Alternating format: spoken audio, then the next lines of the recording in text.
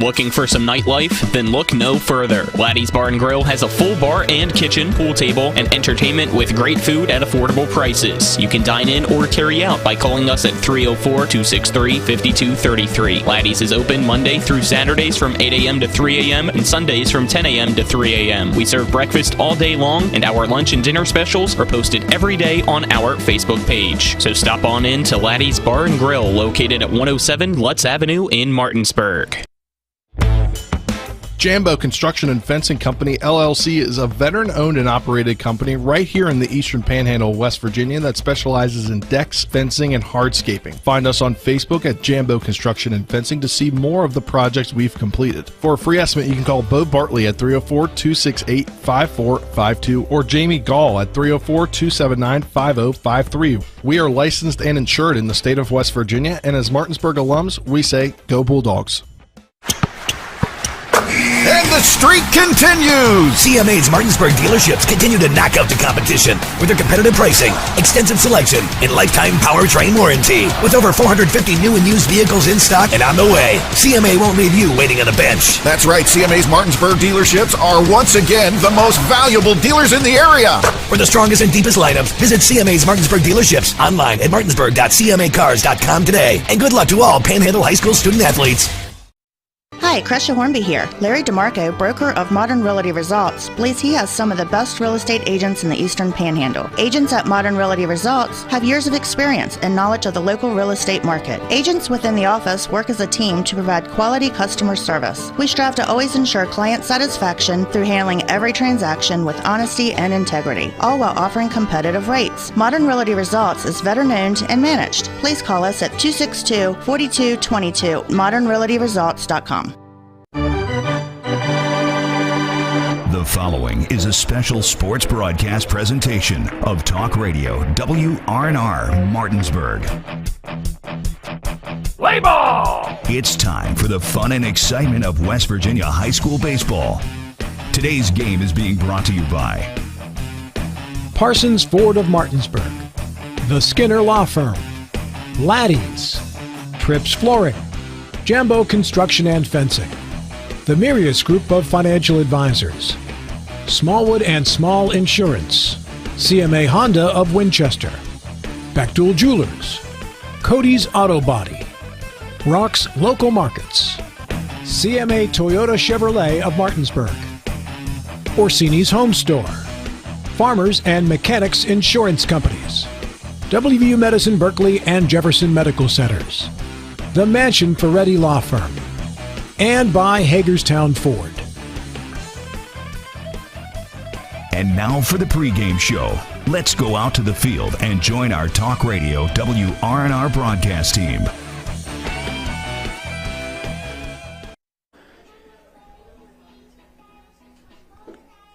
Good afternoon from P.O. Faulkner Park, home of the Martinsburg Bulldogs, as we welcome you into the countdown to first pitch, brought to you by the Skinner Law Firm, Injury and Consumer Rights Lawyers. Call them at 304-245-6613 or go to skinnerfirm.com. I'm Colin McLaughlin for Talk Radio WRNR and TV10. Alongside me is Trip Tobin, Nick Verzolini. Our cameraman is Braden Schaffner. Back in the studio is Dylan Bishop. We have a sectional matchup for you on hand at P.O. Faulkner today as the Musselman Applemen take on the Martinsburg Bulldogs. And Nick, we talked a little bit about it on the Sports Mix earlier this week as Trip pops in. It's a team that are pretty evenly matched. 19-8 overall, 6-3 in the region for Musselman, 16-8 overall, also 6-3 in the region for Martinsburg. So you look and you realize that in a few days the voting will take place for the seeding of the sectionals, and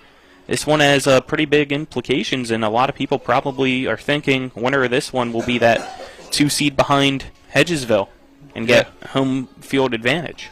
Yeah, I mean, it's huge. It's kind of unfortunate that this game got rained out last night and has to be played on a Saturday opposed to a Friday night, because we'd have like a way bigger crowd, I would think, for this game with all the implications.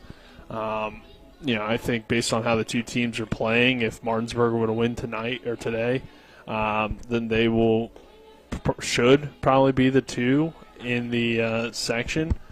Musselman has struggled. Now they got a good win the other night against Briarwood, so a win today would put them in that 2 spot, I think. But a loss, then I think you have to go Martinsburg. But it is very close still, and there can be an argument either way. But usually I think that when you're looking at how the teams are playing at the end of the year, recency bias will probably play a factor to an extent, but also the fact that Martinsburg's been playing pretty good baseball, and they would have the better record if they were to win, and Musselman would have the better record over Martinsburg if they were to win today. So, huge game tonight or today.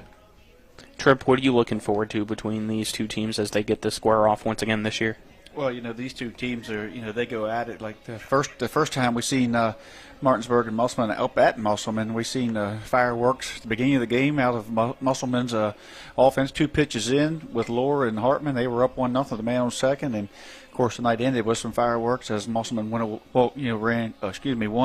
running away there with the 7-3 victory after a big 5-run inning. So, Martinsburg certainly has to avoid that big inning in that first that onslaught that Musselman can bring, and they're going to hit first tonight. So I think the first inning is really big in this. But as far as the implications go, it has huge implications.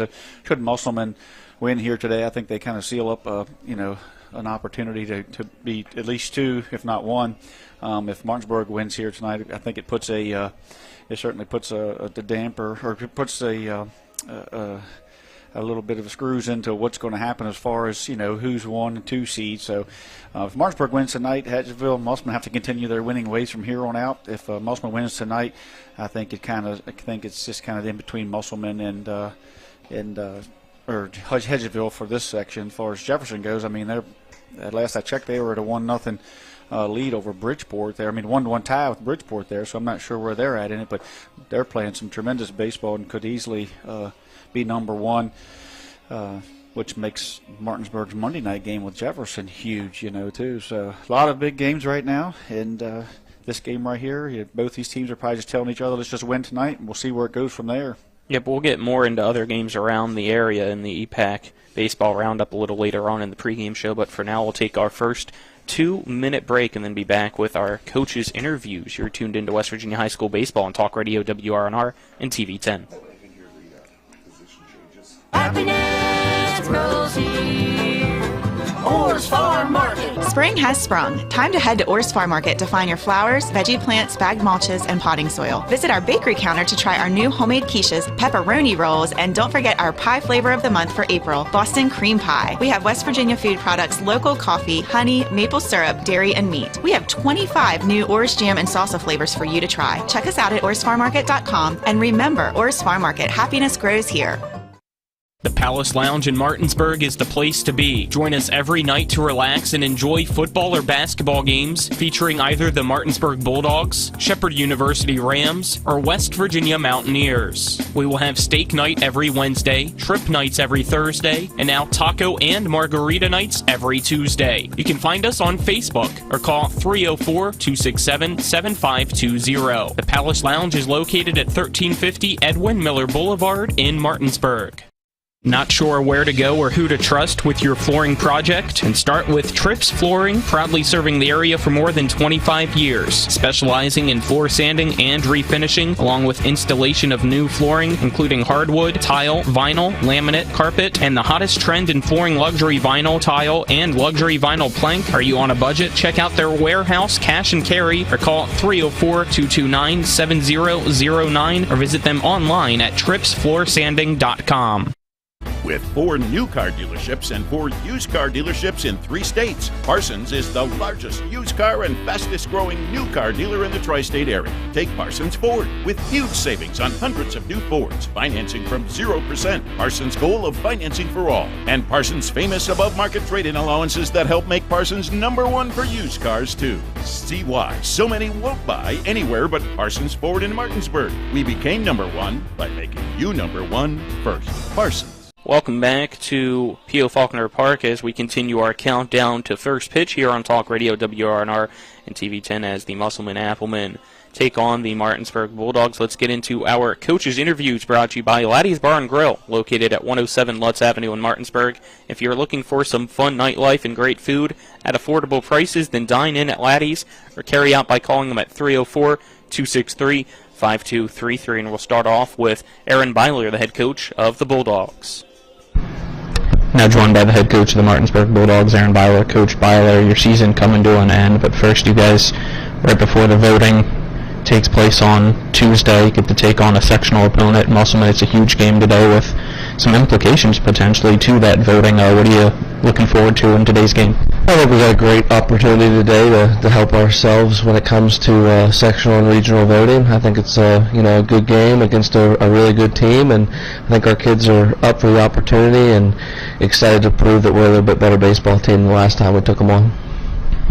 Your team's offense has really come to life over the past few weeks. Just talk about maybe what has changed in their approach, maybe at the plate, or anything that you've seen. Well, I think the biggest thing with approach is getting ahead in counts and getting yourself in 2-0, 3-1 counts and being able to hunt fastball and hit fastballs. And I think we've just done a good job with just putting the ball in play. You put the ball in play, good things will happen. We preach all the time about putting a little pressure on the defense, and I think we have a lot of team speed. So when we are able to get on base, it puts a little pressure on the defense, and just gotta keep doing what we're doing. Hopefully, have good at bats, put the ball in play, and hopefully, good things will happen. Last time you guys took on Musselman, they really attacked. It seemed like offensively, and went after the first pitch a few times to really get after your pitchers early and get people on base and threaten your defense. Are you expecting the same thing today? Yeah, they swing it. I mean, there's no secret. Kyle Lohr and Baden Hartman in the 1-2 spot for Musselman may be as good as it gets in the state. So our goal and our focus is to try and keep those guys off base, and I think if we can do that, that's obviously going to help our chances. So yeah, we have a scouting report on them. Kurt Zarnecki, our pitching coach, does a great job. He's got charts on all those guys. Got Carson Buber on the mound today, who knows the scouting report. If he can throw first pitch strikes, if he can throw all 3 pitches for strikes, hopefully he'll be successful and able to hold that high-powered offense down. Anything else, Coach? Thank you. Thank you. Good luck. Now joined by the head coach of the Musselman Applemen, Josh Hartman. Coach Hartman, your team gets to take on Martinsburg today. A lot of implications right before the end of the year with the voting a few days away as well to seed the sectional playoffs. So what are you looking for from your team today to get a win against the Bulldogs? Just a good quality outing. I think Myers can get hot early and go deep into the game for us, and hopefully we can make some plays in the field and get that timely hitting that you always need during baseball games. It's been a up and down season for you guys. It seems like a losing streak to start, a huge winning streak, and then another kind of shorter losing streak, and back to your winning ways now. Just talk about the season as a whole and what you've really seen from day one up until now with your team. I mean, you got to have growth every single time you get out there on the field. You try to improve on the day before, obviously. 3 games losing streak at the beginning, and we won a bunch in a row, and lost a few in a row, and then that's baseball. You have up and down seasons like that. You just try to honestly get better every single day. We were struggling in the field, making plays. We had a good practice and did a really good job defensively coming out and during that practice and throwing ground balls and making the plays that we needed to. And hopefully that gave them the confidence that they go out there and do that during the games when it counts. Last time you guys took on Martinsburg, you guys were able to get the win, and offensively you really attacked, especially during the first pitch and early on at bats. Are we expecting anything similar today in the approach, or have you told your guys anything differently as the season has went on? Yeah, that works pretty good when you're hitting hot and you're seeing the baseball really well. But sometimes especially when you're losing, if you're not seeing the baseball really well, you need to take pitches, you need to get ahead in the count. Who knows? We'll see how the game plays out. They could be aggressive at the plate and see what we got. Field conditions might be a little wet today, especially in the outfield, even though they have turf in the infield after yesterday's rain. How much do you really think that'll affect your team? I mean, both teams are playing it, so I don't know. It could be some little slippage out there in the outfield, but that's baseball. That's part of almost everything we play in. So we'll be ready for it, hopefully. Make sure our outfielders on their toes and don't slip. And I think sliding might be an issue with a little bit of bases. Everyone over sliding bases and make mistakes like that on base pass. Now that scares me a little bit more than anything, I believe. All right, anything else, Coach? Should be a fun one. Looking forward to today's game. All right, thank you. Good luck. Thank you, sir. Have a good one. That was our Laddie's Bar and Grill coaches interviews. Let's step aside, take another 2-minute break here on the countdown to first pitch. When we come back, we'll get into our EPAC baseball roundup as well as today's weather. You're tuned into West Virginia High School Baseball on Talk Radio WRNR and TV 10. WVU Medicine, growing to meet the needs of our community with 8 new providers who've joined our medical staffs at Berkeley Medical Center, Jefferson Medical Center, and University Healthcare Physicians. Dr. Gitanjali Sangwan, Cardiology, Physician's Assistant Jada Brown, Neurosurgery, Certified Nurse Midwife Jennifer Glorioso, and the following nurse practitioners: Desiree Wolf, Pulmonology, Pamela Campbell, Nephrology, Jennifer Colvin, Neurology, Tori Linton, Orthopedics, and Dabney Wisecarver, OBGYN. Welcome to WVU Medicine. Locust Hill Golf Course invites you to historic Charlestown, West Virginia for 18 holes of phenomenal golf. We're just an hour drive from the Baltimore-D.C. Beltway, 1/2 hour from Winchester and Leesburg, Virginia, as well as Hagerstown and Frederick, Maryland. Each tee offers challenges across the 35 acres of lakes, ponds, and streams, which come into play on 11 holes. The Blue Ridge Mountains also provide a breathtaking backdrop to Locust Hill. Schedule your tee time today at www.locusthillgolfcourse.com or call 304-728-7300. That's 304-728-7300.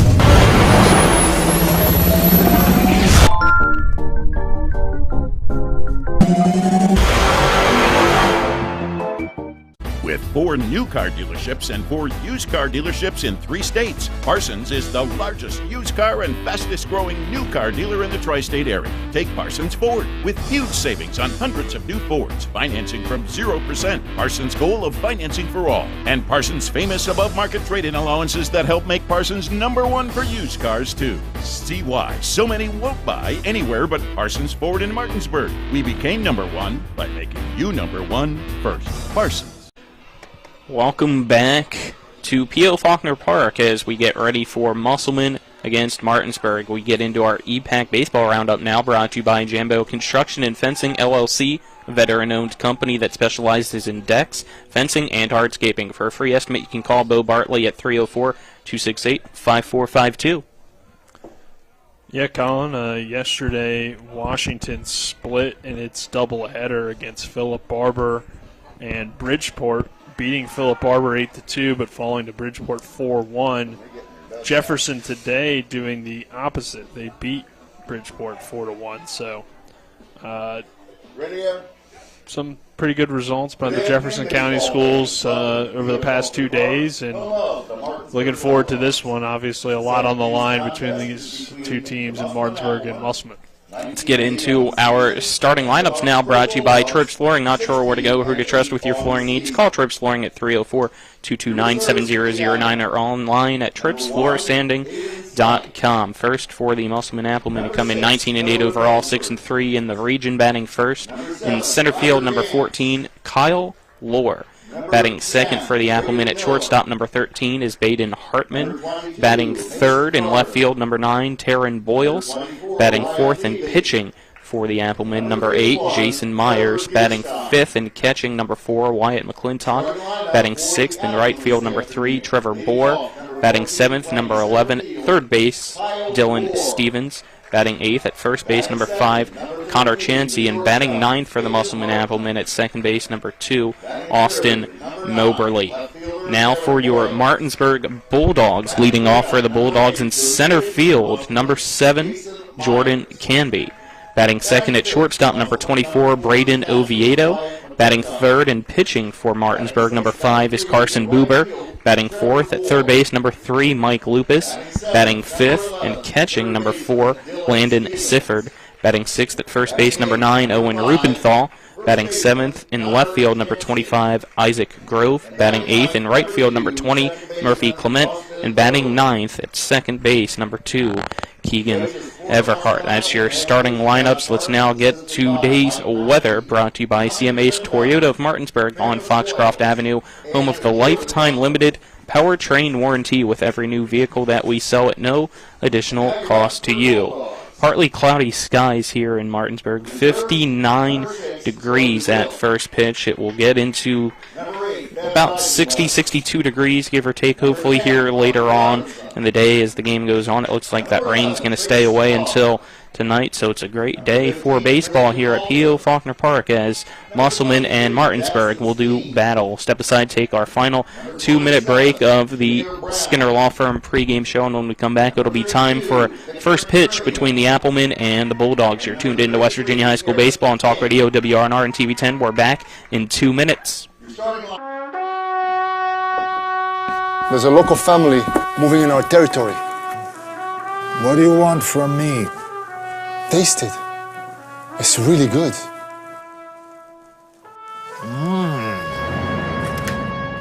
We're going to the mattresses. It's not personal. It's strictly business. Leave the guns. Take the pizza. Rock's, now serving hot, fresh pizza to die for. Ow, that really hurt. My kids, you know I want the best for you, don't you? We need to have a conversation. End-of-life planning is no one's favorite discussion, but the relief of having everything in place when the hour of need arrives is a gift. Give it to your family. Plan ahead with us. Brown Funeral Homes, a leading provider of cremations, invites you to explore the many flexible options of cremation. From environmental considerations to the benefit of greatly reduced cost, it may be the perfect answer for your family. Online at brownfuneralhomeswv.com. Brown Funeral Homes, here for you.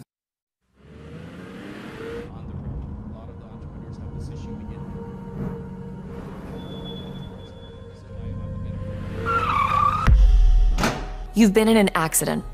A distracted driver put texting over safety. Your injuries, loss of income, and medical bills can last a long time, even a lifetime. Our job is to try and secure justice that will protect you and your family for the rest of your life. Mansion Ferretti, when you need justice. Providing reliable protection since 1877, we are Farmers and Mechanics Insurance Companies. From small beginnings and over a century later, we maintain our dedication to our policyholders to provide dependable insurance protection and excellent customer service. Protecting everything from your home to your business has never been easier. Our team is here to ensure that you, your family, and your assets are taken care of. We enjoy giving back and doing our part to keep Martinsburg a great place to be.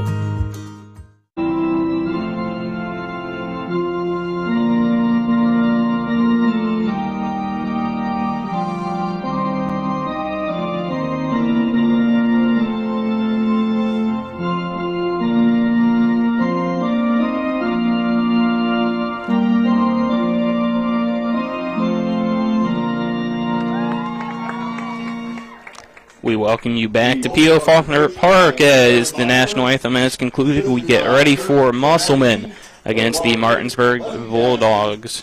Your first pitch will be brought to you by CMA Chevy of Martinsburg. Make your way to CMA's Chevrolet of Martinsburg on Foxcroft Avenue today. For quality vehicles, a friendly team, and professional service at every step of the way, Chevy, find new roads. I'm Colin McLaughlin for Talk Radio WRNR, and TV10 alongside me is Trip Tobin and Nick Verzolini. Braden Schaffner's our cameraman back at the studios, Dylan Bishop. Starting pitcher today for the Martinsburg Bulldogs is number 5, Carson Buber. Buber, 2-3 overall, a 3.25 ERA. He's pitched 28 innings so far. It's his 6th start of the season, giving up 29 hits, 21 runs, 13 earned, and has 30 strikeouts and 13 walks on the season.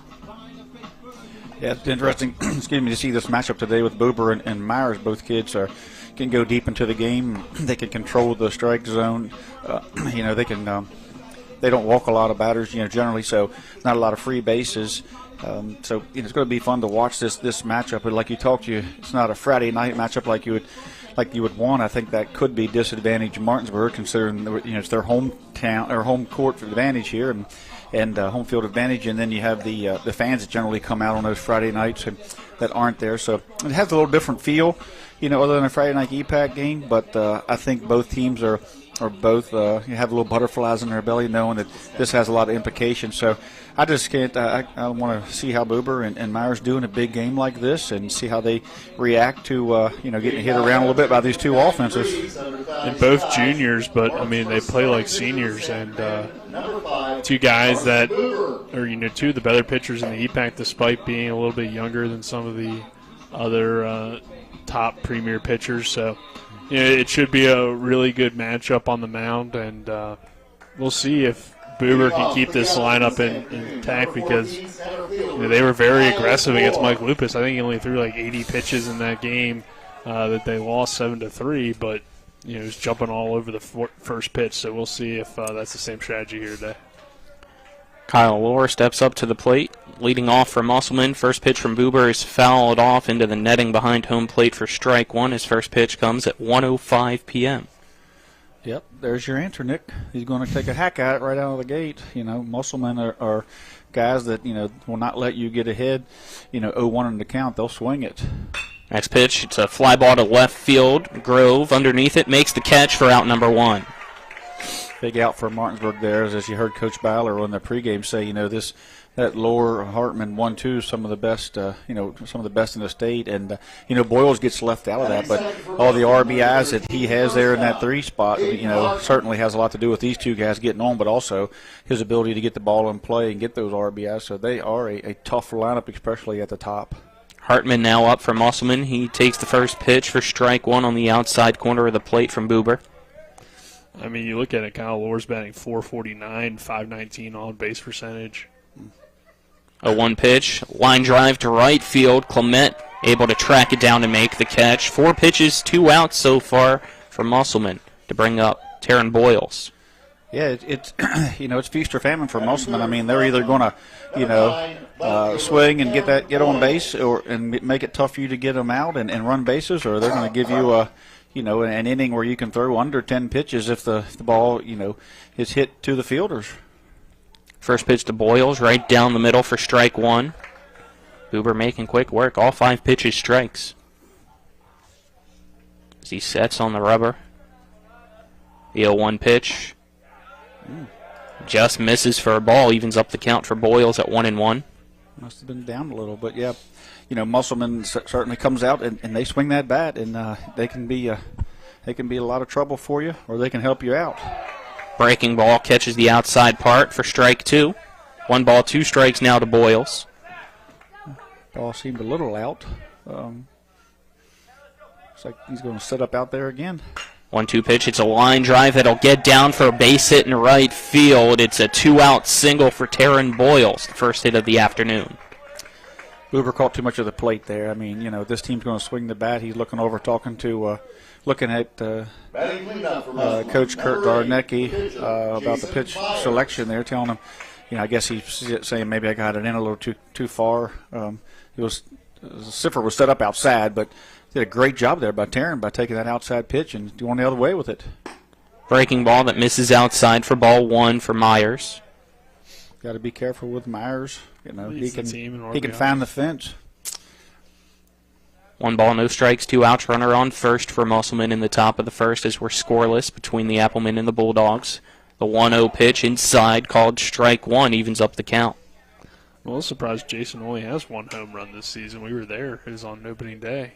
35 RBIs there to lead the team, so very good numbers.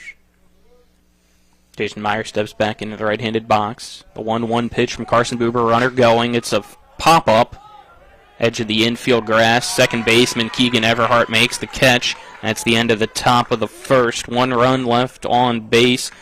Nobody crosses at the end of the top of the first. It is Musselman nothing, Martinsburg nothing. We'll head to the bottom of the first after this 1-minute break. You're tuned into West Virginia High School Baseball on Talk Radio WRNR and TV 10.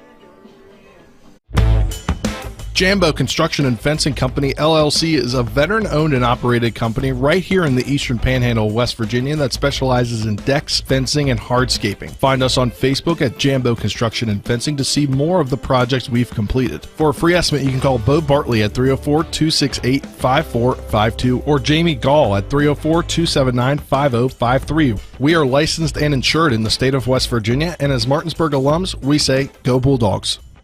With 4 new car dealerships and 4 used car dealerships in 3 states, Parsons is the largest used car and fastest growing new car dealer in the tri-state area. Take Parsons Ford with huge savings on hundreds of new Fords, financing from 0%. Parsons' goal of financing for all. And Parsons' famous above-market trade-in allowances that help make Parsons #1 for used cars, too. See why so many won't buy anywhere but Parsons Ford in Martinsburg. We became #1 by making you #1 first. Parsons. Welcome back as we head to the bottom of the first inning. It will be the 1-2-3 batters due up. Canby, Oviedo, Buber for Martinsburg. Pitching for the Musselman Applemen this afternoon's number 8, Jason Myers, who comes in today with his 6th. He's 3-1 overall, ERA of 2.39. He's pitched 26 1/3 innings so far, only giving up 13 hits, 11 runs, 9 of those earned, 38 strikeouts, and 20 walks for the right-hander. You expect to see a lot more of that out of Jason here tonight. You know, he pounds his own himself. He's taken a couple games into the 5th or 6th inning, you know, having no-hitters, so he's definitely capable of keeping the base runners off the base. Yeah, first inning certainly has to be a moral victory for Martinsburg, considering how Musselman can get after it like that in the first inning with those 3 guys. So, you know, look for Martinsburg to be aggressive, knowing that Myers, is going to not walk a lot of guys. So it's going to be fun to watch this matchup, like we said in the beginning of the game. I think it's going to come down to, you know, free bases, like walks, errors, you know, stolen bases. It's going to be a game like that today, I believe. Jason Myers. I don't see either team getting too far away from the other one or putting up a big, inning here, unless we get later in the game. But these 2 pitchers don't allow, that to happen as much. So it's going to be fun to watch some strategy here. Center fielder Jordan Canby. Jordan Canby will step up to the plate. Steps into the right-handed box. He's batting .300 on the year. It's 2 home runs, 15 RBIs as he looks at Myers. Myers looks back. Here's the windup and the pitch from Myers. Swing and a miss from Canby for strike 1 to start off the bottom of the first. And Martin's, Nick. Yeah. Martinsburg's been on a tear, though, as of late offensively. A 1 pitch, breaking ball. It's a grounder to the third base side. Stevens throw over to first, goes past the glove of Chansey over to the first base dugout. Canby headed to second, slides in safely. And that error leads to a runner on second with nobody out. Yeah, it was a do-or-die play for Stevens. He just got a piece of it, bounced it up there. Dillon had to actually stay back for a bit of a hop as it come up in the air instead of being able to come through it. That forced him to throw on the run. You know, whenever you throw on the run like that, if you've ever made that play, the ball tails back towards home plate. You know, it has that right-handed whip, and it just tailed up the line between Canby and Connor Chansey and got away in the fence. And Canby slid in and almost past second base when that I was about to say, you can tell how wet the turf is. He slid about 5 feet, if not farther. Oviedo squares the bunt, pulls the bat back. It's outside for a ball. Well, that's what Coach Hartman talked about in the pregame. He said he was more concerned about sliding into the bases if it comes down to that. So, that, I mean, we could see somebody slide past the base and it cause a big out in this game. Who knows? Yeah, Canby had to grab the bag when he went by it. 1-0 pitch. Oviedo bunch right back up to the pitcher. Myers throws to first. The second baseman Moberly's there to make the out on the fielder's choice. Canby will head to third with 1 out. Martinsburg certainly wants to get, the lead in this one. Kind of get him on, get him over, make it hurt. Get a man on third base with 1 out is certainly your goal every inning. To get a guy there, with less than 2 outs. That gives you a couple opportunities to get him in here. The last time we see Musselman come in, and they went up 1-0 on Martinsburg and kind of ended up cruising into the victory. So Martinsburg looking to, Coach Bauer over looking to get Martinsburg that early insurance run for Buber. Musselman looks like might be expecting another bunt as Chansey, the first baseman, in on the grass. The pitch from Myers to Buber, high for ball 1. Runner on thirds, Canby, 1 out in the bottom of the first. Still scoreless between Martinsburg and Musselman. Myers checks the runner at third. The 1-0 pitch misses, or right at the knees of Buber for a strike. Thought it broke too low, but a late call makes it a 1-1 count. The infield's back. I mean, if Buber gets it in play and not back to the pitcher, you can be scoring on this or a hard shot to third. So A lot of opportunities here for Buber to get an RBI. Buber swings and misses at the 1-1 pitch. The breaking ball goes by. Count now 1-2. And a 1-0 lead in this game with these two pitchers could be really big with this one. In this one. Yeah, runs are going to be hard to come by, it seems like, as the 1-2 pitch, fastball outside, evens up the count at 2 balls and 2 strikes to Buber.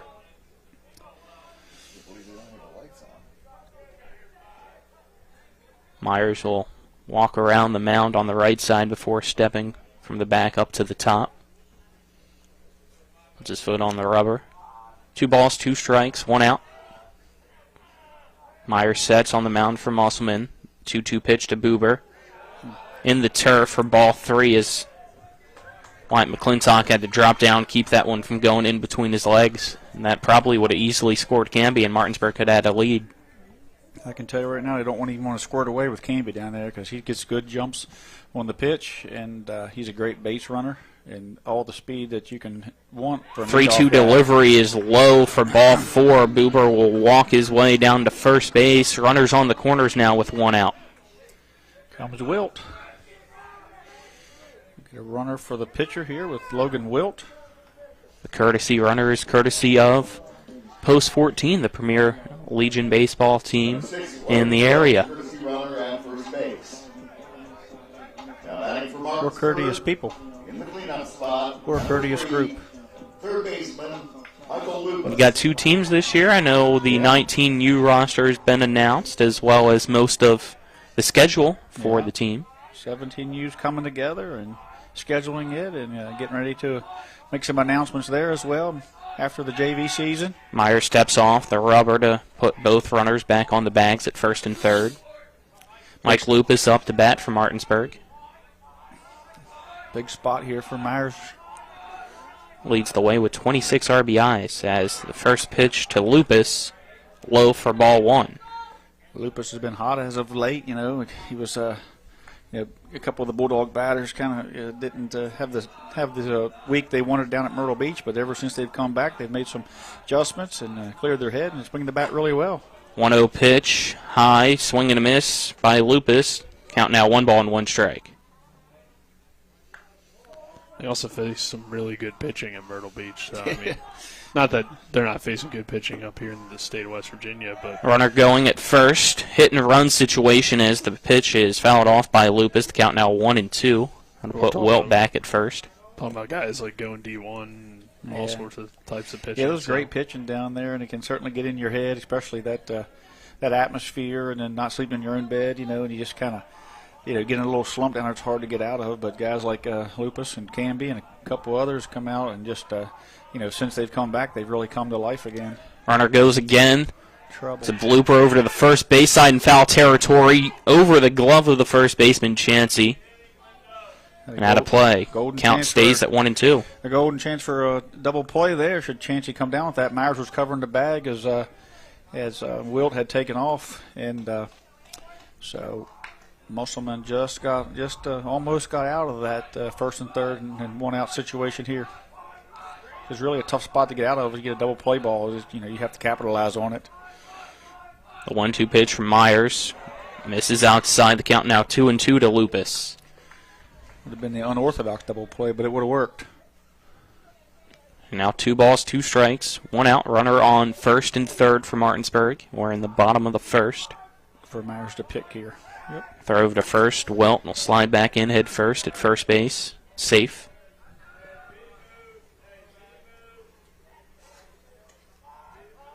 Myers looks at him again as he takes his lead. Canby also takes his lead over at third.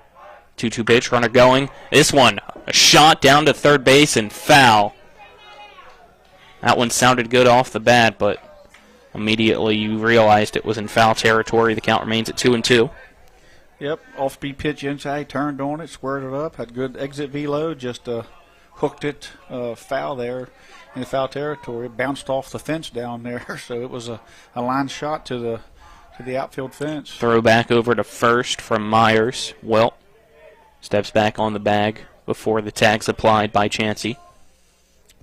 Yeah, Wilt's been going, every third or fourth pitch there. He's been taken off, so 2-2 pitch. Runner goes again. This one low. Ball 3. It squirts past McClintock.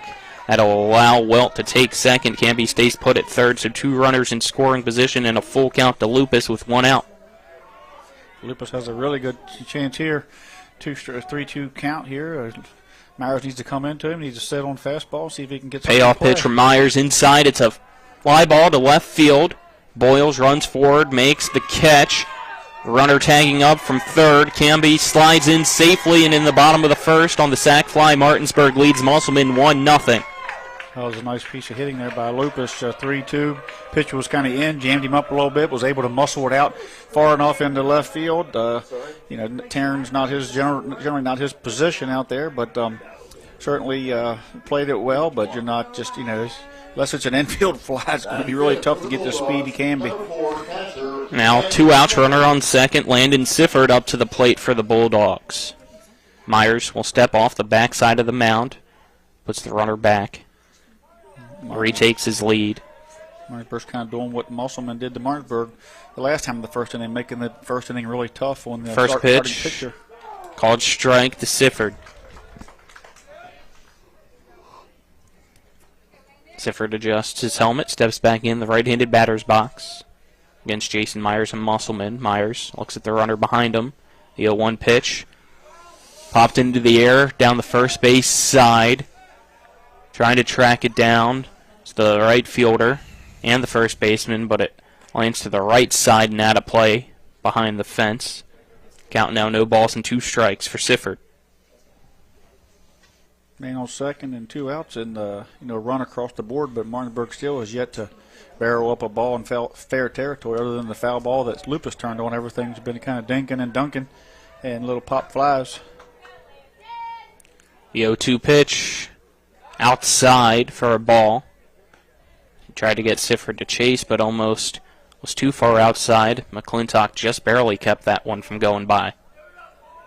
1 ball, 2 strikes, 2 outs, runner on second. Myers taking his time, shaking off the first call from his catcher McClintock. Now a timeout will be called by Sifford. Didn't want to freeze up in the box. He'll step out and step right back in. Myers checks the runner behind him in Welt. Checks again. The 1-2 pitch. Fouled off the end of the bat by Sifford and into the brick behind home plate. Keeps the count at 1 ball and 2 strikes. Yeah, it was a good job of Sifford there by protecting that plate because that was going to be a strike. It started across the middle of the plate and then broke on the other side, but I believe that it was going to catch enough of that relax out there to get called strike through him if he hadn't, had that defensive swing there. Myers sets. 1-2 pitch. Fastball outside. The count now 2-2 to Sifford. I think that's what you have to do there. You have to kind of force Sifford to hit a bad pitch. You're up to, you're up in the count. The man on second, you can't groove it down there and give him an opportunity to get it, base hit RBI. Deuce is wild. The pitch just low for ball 3. The first base is open, so even though Rupenthal, who hits the ball well, is on deck, it does put it does put a force out anywhere, so this pitch still doesn't need to be, the perfect pitch down the middle. Here comes the payoff pitch. Hard ground ball foul over to the third base dugout. Keeps the count at 3-2. We'll do it all over again. You got 2 outs in the bottom of the first. It's Martinsburg 1, Musselman nothing. Runner on second, Welt. Sifford's up the bat against Myers. 3 balls, 2 strikes. Myers looks at Welt at second. Looks back down to his catcher, McClintock. The payoff pitch inside, and it gets a piece of the catcher and Landon Sifford. And he'll walk his way over to first base. And that brings up Owen Rupenthal.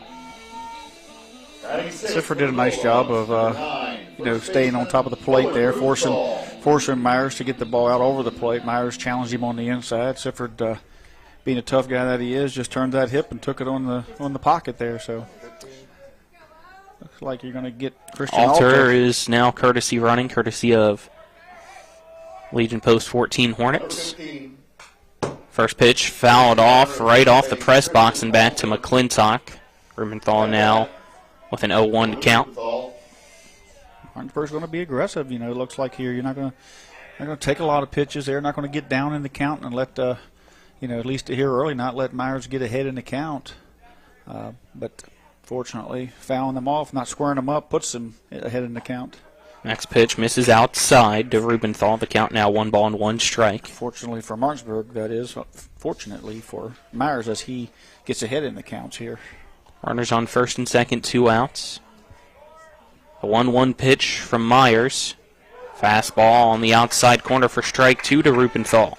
You're going to see these guys throw. These hitters are going to have to hit early in the counts because they both have good stuff, breaking balls, change-ups. So look for them to be swinging early all day.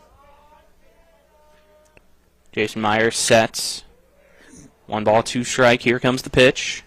Swing and a miss. Down goes Rubenthal for strike 3 to end the first inning. 1 run, no hits, 1 error, 2 left on. We'll head to the second. It is Martinsburg 1, Musselman nothing. You're tuned into West Virginia High School Baseball on Talk Radio WRNR and TV 10.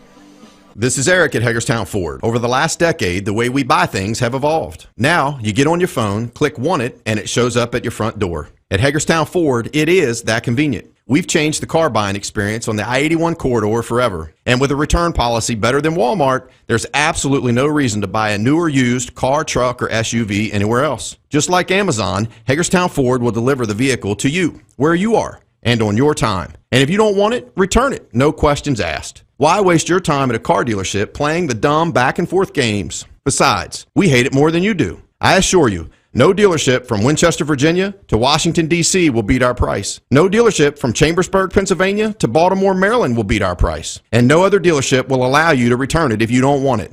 Hagerstown Ford absolutely provides the best experience at the best price. Visit HagerstownFord.com to schedule your VIP experience. Click on the vehicle you want and get your new ride delivered to you at no risk. See dealer for details. Welcome back to P.O. Faulkner Park as we head to the second inning. The 5, 6, 7 batters will be due up for Musselman, McClintock, Bohr, and Stevens as the Applemen now trail Martinsburg 1-0. I think the fact that Martinsburg wins that inning is a moral victory, considering what the top of the lineup that Musselman can do. They're certainly not off the hook by any means, but definitely a lot better start than it was the last game. But the top of that order might have gotten out in less than 10 pitches, but they all swung the bat well. Boyle's a great piece of 2-strike hitting, so they're not going anywhere. I don't think 1 run is certainly enough to win this game by any means on either side. Wyatt McClintock up to bat. Hard ground ball right back to the pitcher on the first pitch. Buber throws over to Rubenthal for out number 1. Yeah, they will swing the bat. That ball almost gets by Buber for a base hit. So, I mean, Musselman's going to continue with that approach. They're hitting the ball pretty well, having a little better contact against Buber than Martinsburg actually had against Myers, even though Martinsburg's up 1-0. But right now, the ball is hit right at the fielders, and Martinsburg's Buber is, cruising along with keeping his pitch count down and getting outs, pitching to contact. Trevor Bohr up to bat. The first pitch to him from Buber was outside for a ball. Next pitch, fastball low. The count now 2-0 to Bohr. Buber received the ball right back on the mound, ready to go. Getting ready for that pitch clock when he gets up there in the majors. 2-0 pitch from Buber. Fouled off and out of play off the light pole and back into play. Count 2-1. We heard that little ding. I thought it went over and hit the roof, but it caught the light pole, come right back. How do you hit a round light pole squarely? I don't know. I've never seen that before. He did it. 2 balls, 1 strike, no out, nobody on. Top of the second, Bohr up to bat. Pitch from Buber. It's lined in between the shortstop and third baseman into left field. It's the second hit of the afternoon for Musselman. It's a 1-out single for Bohr to bring up Stevens. Yeah, Musselman swings the bat like we talked about. They're gonna swing it, and they're gonna take their hacks and and hope they get the ball to fall in the right places. They finally Boyles and Bohr both hitting the ball hard and found some holes out there. The other guys putting it in play. Martinsburg making play. So, like I said, I don't think 1 run is safe for either one of these teams. First pitch to Dylan Stevens right down the middle for strike 1. It's a good take by Dylan's curveball. kind of frozen there a little bit. I'm not sure if he had to take on. I doubt it, but it's kind of taken there. The 0-1 pitch, fastball inside. The count now even to Stevens. 1 ball, 1 strike. Runner on too. I think even though it's not really the Musselman approach, maybe you do take a few pitches, try to get that pitch count up a little bit. And as we know, Martinsburg's already kind of shorthanded with pitchers due to injuries. And you got you got Musselman, who generally, in this part of the lineup, a lot of your coaches will, they'll bunt their 7-8 guy, but, Musselman's still with a pretty good power hitter here at the plate, even this far down in the lineup, and Dylan Stevens. So, don't look for them to bunt as much as you would see some of the other teams do because of that offensive power. Pitch called a strike. The last one was a ball. The count now 2-2 to Stevens. Stevens will step back into the right-handed box. Runner on first is Bohr. Carson Buber, pitcher for Martinsburg, looks at the runner at first, sets the 2-2 pitch. Hit him. Stevens looks to be okay and will make his way over to first. I wasn't sure the way he shifted that it maybe hit the bottom of the bat because you didn't really see a reaction from Stevens as Coach Aaron Byler are going to come out and talk with the home plate umpire about the same thing. But now they're looking at his right hand to make sure that Stevens is okay. And now they're going to appeal the call. Yeah, he's going to, Coach Ballard come down and ask Keith Allison if he's seen it differently. Keith Allison behind the plate, Jeff King in the field. Jeff seen it the same way. Ball come running in as Buber had a little bit of arm side run on that fastball, and just as his hands dropped down to set there, it caught. Looked like it caught. Yeah, it looks like it caught his right wrist of Stevens, as you can see him kind of messing with his wrist. He looks to be okay, but now runners on first and second. First pitch swinging, Chansey. Buber to third. Throw across the diamond, almost past the glove of Rupenthal. That'll allow the runner in Stevens to go from second to third. So now 2 outs, runners on the corners after the 1-5 fielder's choice. Yeah, he had a double play intact. Buber, I think, just kind of wasn't completely focused on that pitch as to where the runners were at. He picked it up, and he kind of turned to throw to first, and someone yelled, or he thought about there for a second. Then he turned and threw a softer throw to third, which forced Lupus to come off hard to throw it kind of as hard as he could over to first. Rupenthal came off the bag, and Stevens did a great job of seeing an opportunity to keep on coming around. Moberly now up to bat. Swing and a miss at the first pitch for strike 1. Yeah, still a solid play by Buber, but obviously, like you said, Tripp probably could have got 2 on that one if you get it out of the glove a little bit quicker. Yeah, his awareness there cost him some time. Swing and a miss again for Moberly on the fastball. The count now 0-2. That's about as hard as he's thrown it tonight as he warmed and it up. Buber trying to get out of the Jambo Jam. No balls, 2 strikes, 2 outs. Runners on first and third for Austin Moberly. Up to bat for Musselman in the top of the second. Buber sets the 0-2 pitch, fouled off to the first base side and up towards Charlotte Prather Park. Count remains no balls and 2 strikes. Musselman's deciding not to steal here. First and third, 2 outs. Just going to let Moberly get after it. See if he can get the runners in with his bat. 0-2 pitch, half swing. It's a grounder to the first base side and foul. Count remains 0-2.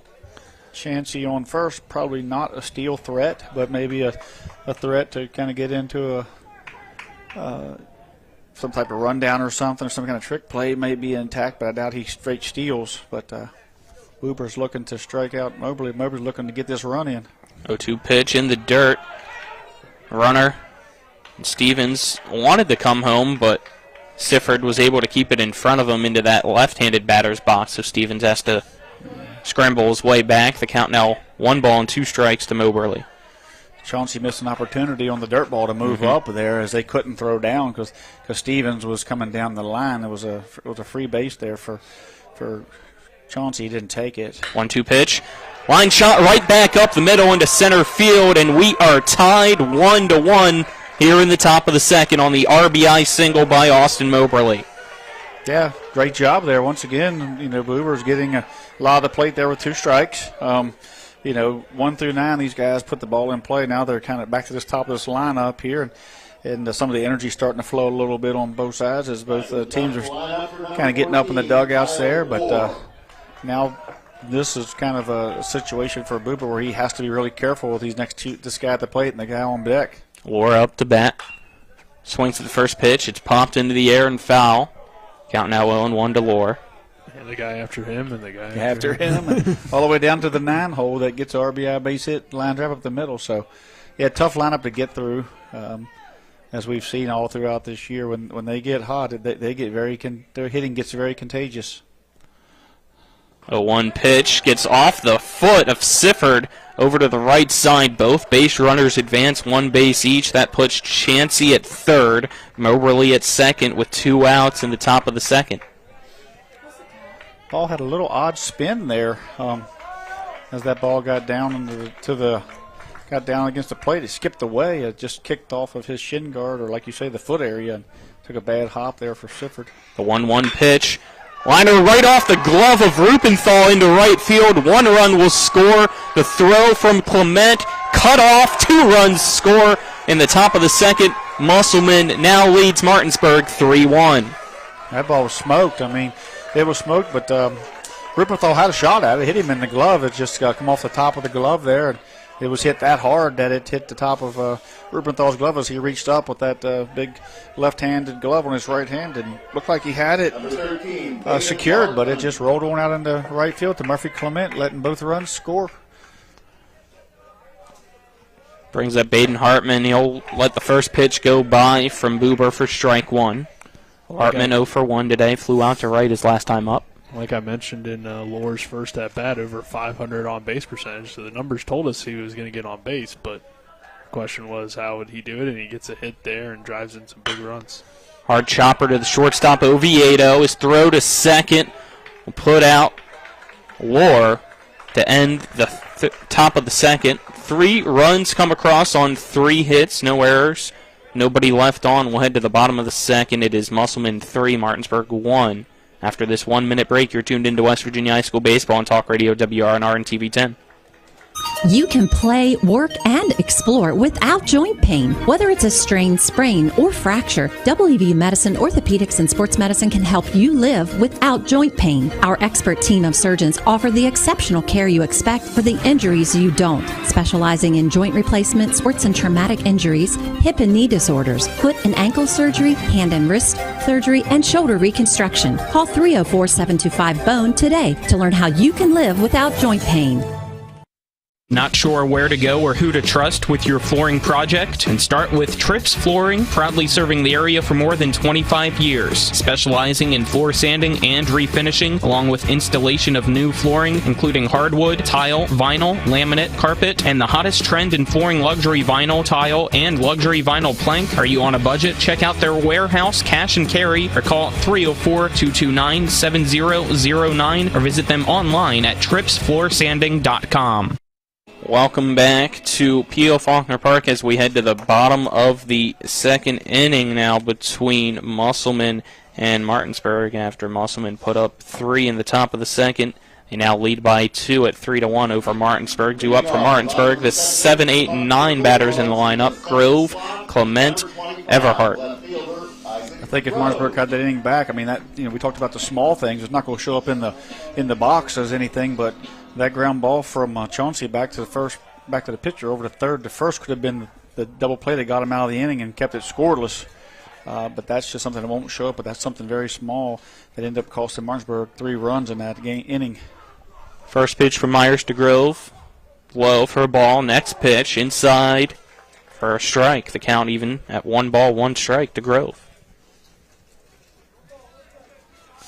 Myers working quickly. Pitch misses high. 2-1 count now to Grove. It's going to be important for the Martinsburg bottom of the order to continue to do what they've been doing during this kind of win streak. Or 2-1 pitch called a strike 2. Or high run streak of getting on base and contributing in many different ways. And that's what Musselman did this last inning. Their guys at the bottom, near the bottom. 2-2 pitch, swing and a miss from Grove for strike 3. So Jason Myers able to start off the second, how he ended the first with the strikeout.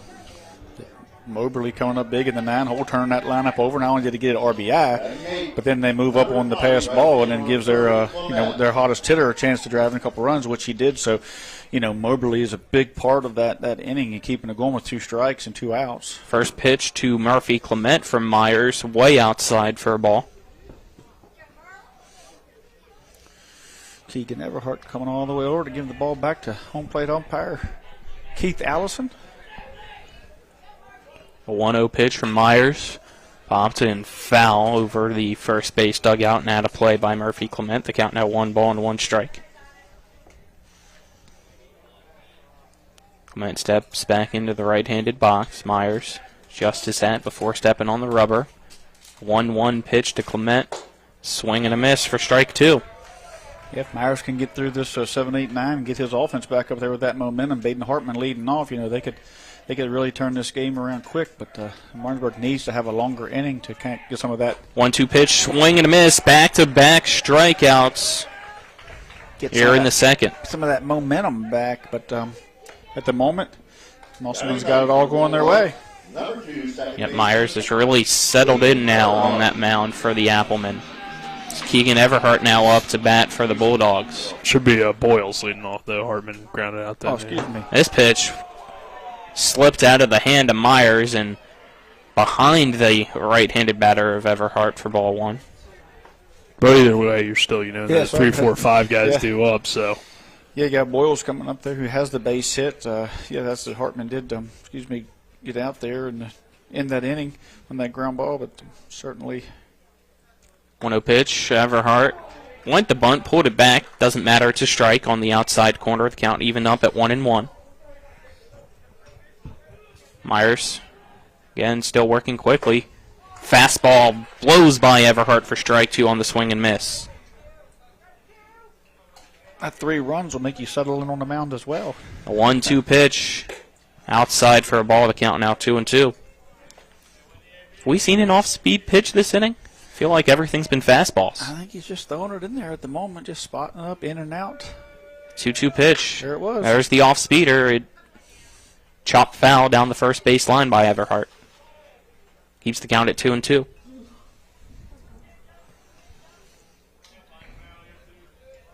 Two outs, nobody on. We're in the bottom of the second. It's Musselman 3, Martinsburg 1. The 2-2 pitch from Myers to Everhart. Fastball fouled to the first base side, out of play. Count remains at 2 balls and 2 strikes. As much as Musselman would like to get, 1, 2, 3 and get it out, Martinsburg, Keegan's doing what Martinsburg needs right now and making this inning as long as possible, even if he sees a couple pitches here. 2-2 pitch. It's a grounder. Shortstop. Hartman runs forward. The throw behind the pitcher's mound over to first. In time for out number 3. 3 up, 3 down goes the Bulldogs way to the third after this 1-minute break. It is Musselman 3, Martinsburg 1. You're tuned into West Virginia High School Baseball and Talk Radio WRNR and TV 10. The Honda HR-V, CR-V, Pilot, Passport, and Ridgeline. They all have one thing in common. They never back off from a challenge. Available with all-wheel drive, the Honda SUV lineup has the performance you can count on and the capability to amaze. It's no wonder Kelley Blue Book's KBB.com named Honda the 2022 Best Value brand. CMA's Honda of Winchester, 3985 Valley Pike. CMA, moving lives forward. Based on 2022 brand image awards from Kelley Blue Book, visit KBB.com for more information. Looking for some nightlife? Then look no further. Laddie's Bar and Grill has a full bar and kitchen, pool table, and entertainment with great food at affordable prices. You can dine in or carry out by calling us at 304-263-5233. Laddie's is open Monday through Saturdays from 8 a.m. to 3 a.m. and Sundays from 10 a.m. to 3 a.m. We serve breakfast all day long, and our lunch and dinner specials are posted every day on our Facebook page. So stop on in to Laddie's Bar and Grill, located at 107 Lutz Avenue in Martinsburg. Welcome back to P.O. Faulkner Park, home of the Martinsburg Bulldogs. We head to the third inning now between Musselman and Martinsburg as Applemen have 3 runs. Martinsburg only has 1. Due up for Musselman. The 3, 4, 5 batters in the lineup: Boyles, Myers, McClintock against Carson Buber. Buber 33 pitches so far. 24 of them strikes. First pitch of this inning, foul it off and hits the foot of Boyles for strike 1. 4 hits of Musselman to no hits from Martinsburg. Musselman does have that one error that ends up leading to a run as Canby comes around. But right now, Musselman just staying aggressive, staying their approach. And Martinsburg knew they were going to swing the bat. 0-1 pitch. Breaks outside for a ball to Boyles. Count now 1-1. Buber sets. Darren Boyles is ready to go. The 1-1 pitch. Popped up. Running forward is Canby. He's going to be called off by Everhart. Everhart makes the catch for the out. I was in shallow right center to retire Boyles and bring up Myers. Yeah, these guys are going to swing the bat. Martinsburg going to have to make some plays. Buber's going to have to understand he's probably not going to strike a lot of these guys out, but he does need to try to pitch to contact, but try to stay away from getting barreled up as much as possible and force Musselman to hit some softer ground balls, fly balls, and get outs that way. First pitch to Boyles, to Myers, outside for a ball. 1-0 pitch, again, misses outside the count, now 2-0 to Myers from Buber.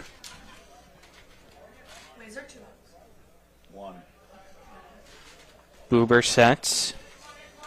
The 2-0 pitch to Jason Myers is a fastball right down the middle. The count now 2-1. You see Buber's ball moving arm side, pretty good for a righty as the ball's cutting back towards the right-handed batters. 2 balls, 1 strike. The pitch just outside. 3-1 count now to Myers. Myers 0 for 1 today. Popped up to the second baseman his last time up.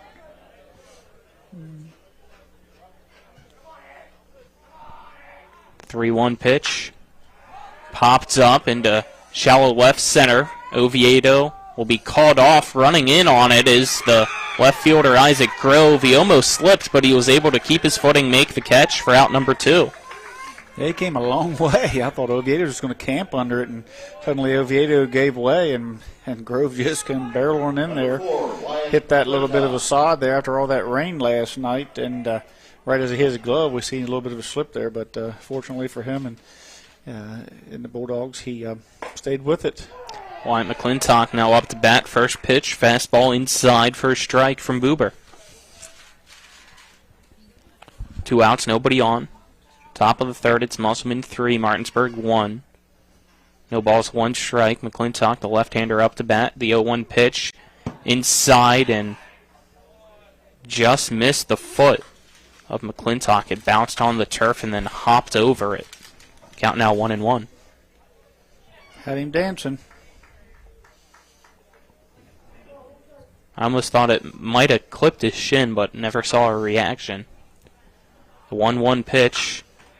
That's a grounder over the first base side. Buber will charge off the mound and take care of it himself for the out on the ground ball to retire the side. So after 3 up, 3 down to Martinsburg, they're able to put Musselman 3 up, 3 down. We'll head to the bottom of the third. It is still Musselman 3, Martinsburg 1. You're tuned into West Virginia High School Baseball on Talk Radio, WRNR, and TV 10. We're back in 60 seconds.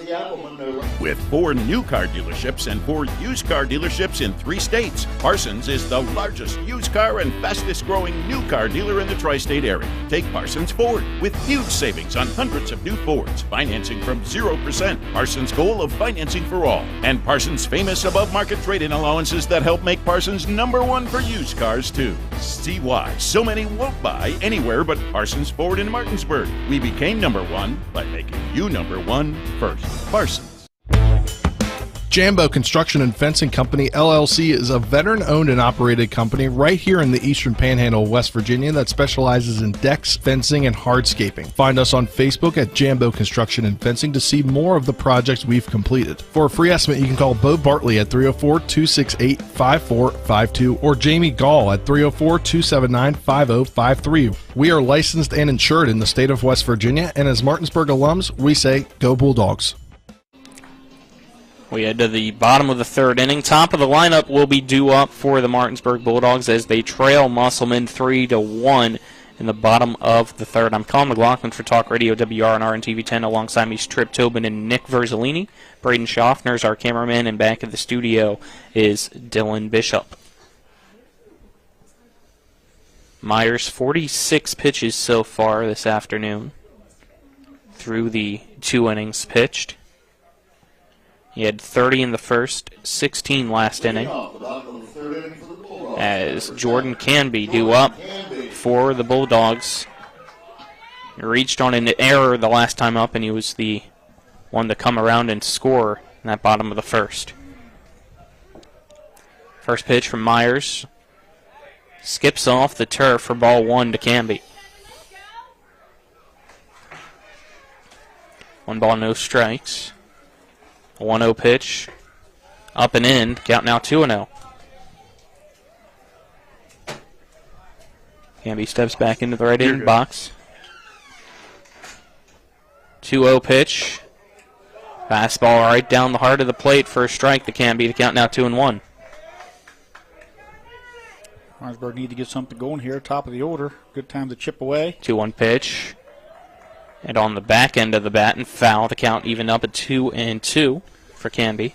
So Martinsburg sends the next 4 or 5 batters to the plate that have home run power. They need to get some guys on base and see what they can do with that. 2-2 pitch. Misses outside. The count now full at 3 balls and 2 strikes.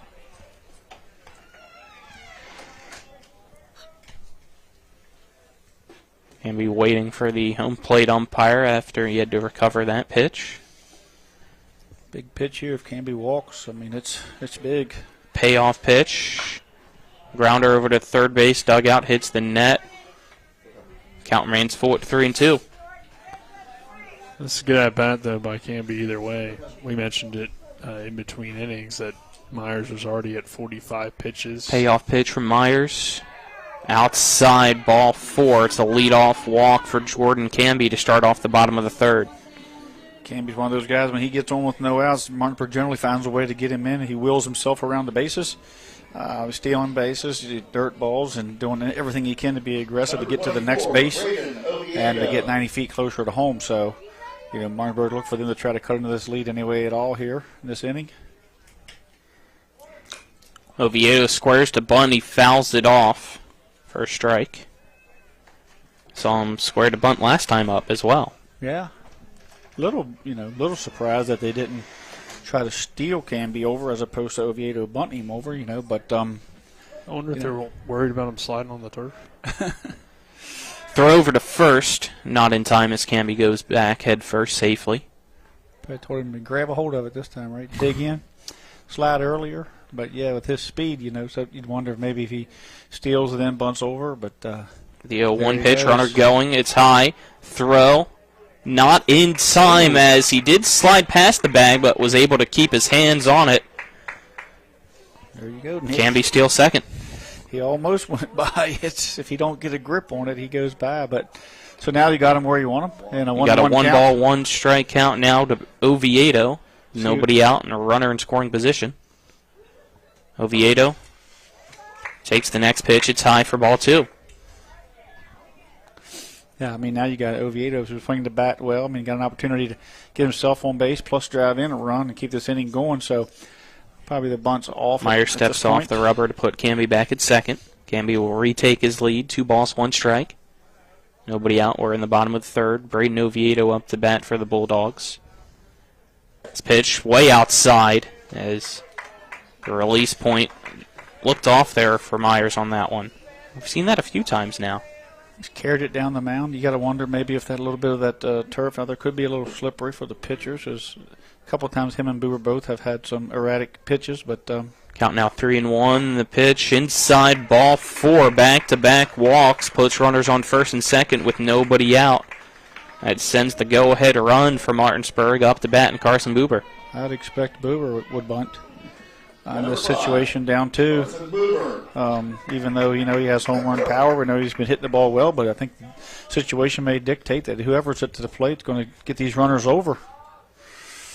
Runners on first and second. Boober squares to bunt. He pulls the bat back, and McClintock will fake a throw to second as the pitch misses for a ball.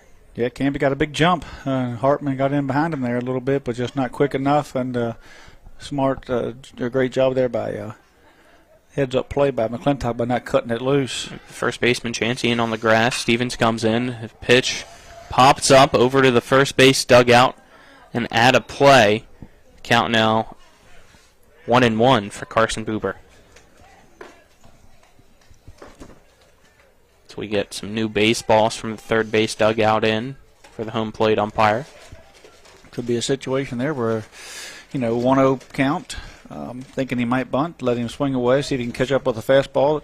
Now he might be right back into the bunt mode as it has a one for you, one for the team. Up outside. Buber squares up the bunt. The pitch is outside for a ball. Count now 2-1 to Buber. He walked his last time up as well. It's Myers doesn't want to walk the first three batters here in the bottom of the third. It's a nice job by Buber by bunting strikes or trying to bunt strikes. Letting those not bunting balls. A lot of kids get the bunt, so they just bunt pitch, whatever. High for ball 3. So Myers now on the mound, 1 ball away from walking the first 3 batters. Buber has the 3-1 count. He'll step back into the right-handed box. Runners on first and second. Noviedo and Camby, the 3-1 pitch. Up and in for ball 4, and Myers walks the first 3 batters to load the bases with nobody out. In the bottom of the third, Martinsburg need a timeout here. Down by 2. We'll have a courtesy runner over at first as Wilt will come in for Buber, and we'll have a mound visit for the Applemen. It looked like Jason Myers had found his rhythm in the last inning against the bottom of the order for Martinsburg, but now these 3 straight walks. Yeah, last inning it was a 3-up, 3-down inning for the Bulldogs, and now the first 3 batters are all walked. Yeah, he got some pitches across there. Martinsburg squared the bunt a few times, and, he had some outs that he could have taken that didn't throw the ball down the middle and let them bunt, get themselves out, and that caused Martinsburg to get into some ad counts, took the bunt off, and see if he could, hit or walk it, he'd get a free base. But, certainly surprised a little bit that Oviedo squared the first time, but then bunt came off after Jordan stole. Didn't surprise me at all that Buber was squaring around the bunt and then got into a hitter's count, and he was allowed to swing there, kind of a one for you, one for the team kind of swing. Looks like we have one for you. Aiden Seitz warming up over in the bullpen on the first base side for Musselman, as now up the bat is Mike Lupus. Bases loaded, nobody out. The pitch from Myers, and it's a fly ball into left field over the head of Boyles. 1 hops off the wall. 1 run will score. The other run will score, and we are tied on a 2 RBI double by Mike Lupus here in the bottom of the third. It is 3-all between Musselman and Martinsburg. So, you got to wonder, as a coach, you're down there, and I've been in Coach Aaron Ballard's shoes before. 3 walks, you're thinking maybe take here, but you're also, the other part of it is, Myers can't walk the next guy. So it's a great job by turning him loose. And Lupus has been as hot as anybody in this lineup, so it's just a great job here jumping on that fastball. First pitch goes by. Wilt coming home to score. He's safe. Martinsburg takes the lead 4-3 in the bottom of the third on the wild pitch. It's a 1-0 count to Sifford. Also heading over to third was Lupus now, and still nobody out. Yeah, 3 walks and a double there, then a pass ball in this game. Has a different complexion, but I think we're going to see these 2 teams battle it out here today, and going to push each other's buttons each inning and try to see, these guys score some runs.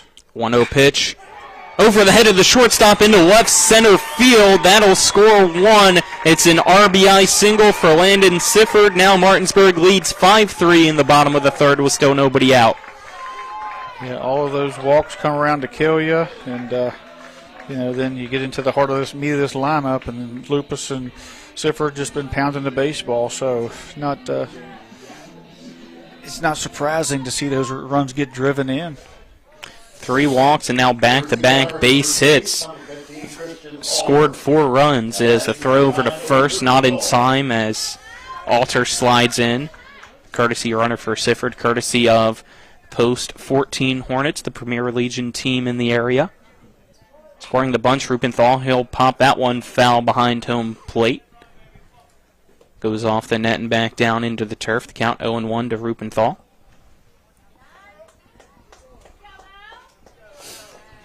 See how Myers can react here the rest of this inning as Seitz is getting loose. Rupenthal. Square to bunt, pulls the bat back. Throw on the runner. In time as Hartman makes the tag, so Alter's caught stealing for out number 1. See Coach Ballard there kind of giving him the what for look, wondering if he went on his own or if he missed a signal there, but certainly. This pitch outside.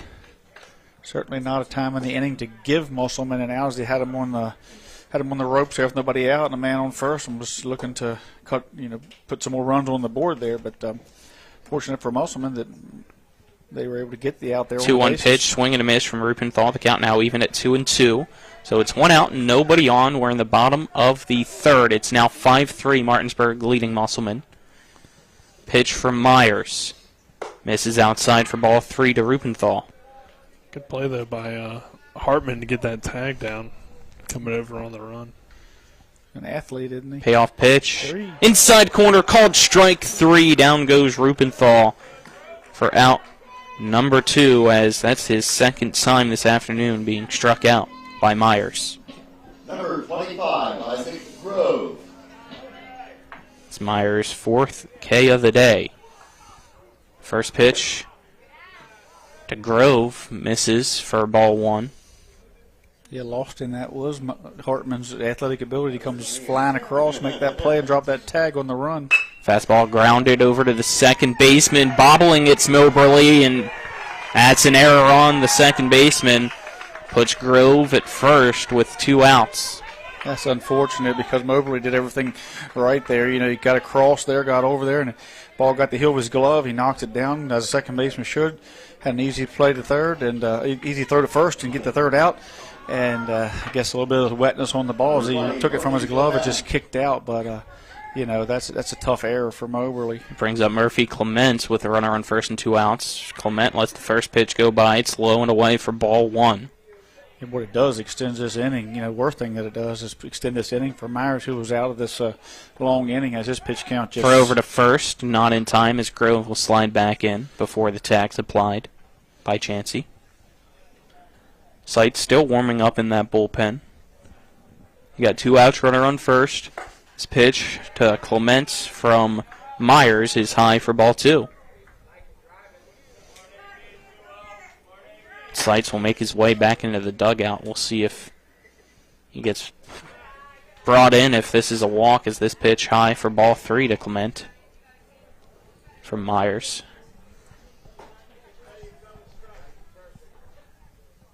3-0 pitch, up and in, almost hit Clement, but it's still a walk. So that'll put him on first. Grove heads to second. It looks like Coach Hartman's going to come out and pull Myers. So we'll step aside, take a 1-minute break for the pitching change as we are in the bottom of the third inning. It is now Martinsburg 5, Musselman 3. You're tuned into West Virginia High School Baseball on Talk Radio WRNR and TV 10. We're back in 1 minute. This is Eric at Hagerstown Ford. Over the last decade, the way we buy things have evolved. Now, you get on your phone, click Want It, and it shows up at your front door. At Hagerstown Ford, it is that convenient. We've changed the car buying experience on the I-81 corridor forever. And with a return policy better than Walmart, there's absolutely no reason to buy a new or used car, truck, or SUV anywhere else. Just like Amazon, Hagerstown Ford will deliver the vehicle to you, where you are, and on your time. And if you don't want it, return it. No questions asked. Why waste your time at a car dealership playing the dumb back-and-forth games? Besides, we hate it more than you do. I assure you, no dealership from Winchester, Virginia to Washington, D.C. will beat our price. No dealership from Chambersburg, Pennsylvania to Baltimore, Maryland will beat our price. And no other dealership will allow you to return it if you don't want it. Hagerstown Ford absolutely provides the best experience at the best price. Visit HagerstownFord.com to schedule your VIP experience. Click on the vehicle you want and get your new ride delivered to you at no risk. See dealer for details. Welcome back. As we're in the bottom of the third, and we have a pitching change for Musselman. The pitching change is brought to you by Smallwood and Small Insurance in Martinsburg, your total insurance solution at 121 Administrative Drive in Martinsburg. Call them at 304-263-3361. Now pitching for the Musselman Applemen is number 1, Aiden Seitz.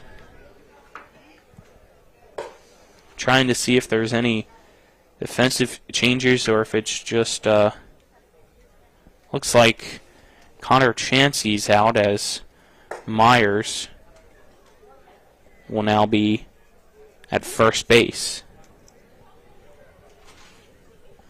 I think that's it, unless there's something in the outfield that I'm missing.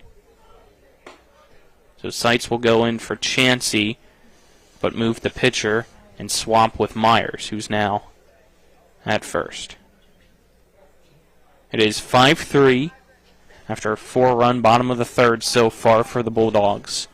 There's 2 outs and runners on first and second. Now up to bat is Everhart. Keegan Everhart, 0 for 1 today. He grounded out to the shortstop to end the second inning. So he'll now face Aiden Seitz. First pitch from Seitz. Called strike 1 off the fastball. Seitz bringing a little bit of velo with him here today. Seitz sets. The 0-1 pitch. Misses outside for a ball. The count now 1-1. He's really been kind of their go-to wall relief guy, especially as of late. I've seen a lot of Aiden Seitz in the game changer. 1-1 pitch. Right down the middle for strike 2 to Everhart. Yeah, if Everhart's going to show that bunt, he needs to go ahead and lay that thing down, especially on a strike when he has the third baseman back.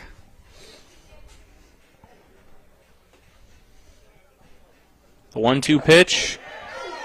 Called strike 3. Down goes Keegan Everhart to retire the side. But not before 4 runs were able to cross the plate off 2 hits, 2 left on. We'll head to the 4th. It is Martinsburg 5, Musselman 3. You're tuned into West Virginia High School Baseball on Talk Radio WRNR and TV 10. We're back in a minute.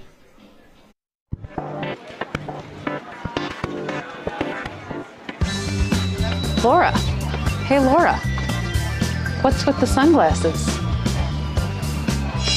Ouch! The word is spreading. Bechtel Jewelers is home to some dangerously brilliant diamonds. See the difference at Bechtel Jewelers in Inwood. Sunglasses not included. The Honda HR-V, CR-V, Pilot, Passport, and Ridgeline. They all have one thing in common. They never back off from a challenge. Available with all-wheel drive, the Honda SUV lineup has the performance you can count on and the capability to amaze. It's no wonder Kelley Blue Book's KBB.com named Honda the 2022 Best Value brand. CMA's Honda of Winchester, 3985 Valley Pike. CMA, moving lives forward. Based on 2022 brand image awards from Kelley Blue Book, visit KBB.com for more information. Welcome back to P.O. Faulkner Park as we head to the 4th inning. The 6, 7, 8 batters due up for the Musselman Applemen in Bohr, Stevens, and Seitz. Trevor Bohr singled his last time up. First pitch from Buber. Grounded foul over to the third base dugout for strike 1 by Bohr. Musselman needs to respond here. Get some of that momentum back, and both these teams have kind of punched each other in the face here, and right now we got Martinsburg with the momentum. This pitch inside for a ball. Count now 1 ball and 1 strike to Bohr. Bohr entering today, batting .260. He has 19 RBIs. 1-1 pitch, fouled off into the backstop. The count now 1 ball and 2 strikes to Bohr. It's Buber really trying to make Bohr chase. First 3 pitches have all been outside. He's got that arm side movement there that kind of runs away from Bohr as well. 1-2 pitch. Curveball. Outside corner, called strike 3 for out number 1. That's the first strikeout of the day for Carson Buber. The backdoor curveball started in the right-hander's batter's box and come across there on the outside corner for first strikeout. That'll bring up Dylan Stevens with 1 out, nobody on. First pitch to Stevens. Breaking ball, outside corner, catching it for strike 1.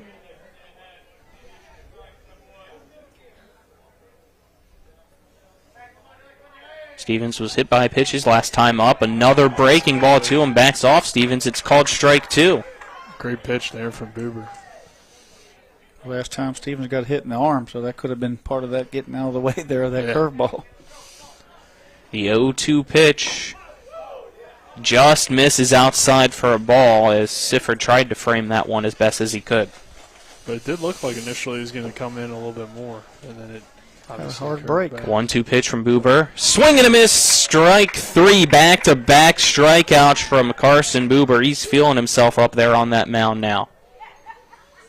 Yeah, they need that. I mean, if one of these two teams can get some consistency from the pitching, obviously with Martinsburg in the lead, they'd be, the one that you, I guess, would need to do it more so than Musselman, because Musselman still would trail. But Sight swings at the first pitch. It is fouled down the third baseline as Lupus went to barehanded, but it was just foul right as it reached his hand.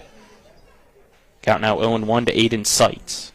We've seen Aiden this year kind of take some swings and have his non-throwing shoulder, kind of jam up there or get out of place or something, but swinging the bat okay here. The 0-1 pitch, high for a ball to Sights. The count now even at 1-1. Yeah, that happened in the first game of the season. We saw it. It's a weird situation. Pitch from Buber, breaking ball, misses in. The count now 2-1.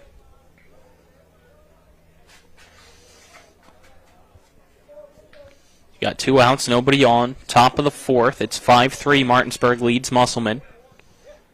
This pitch outside for a ball. Count now 3-1.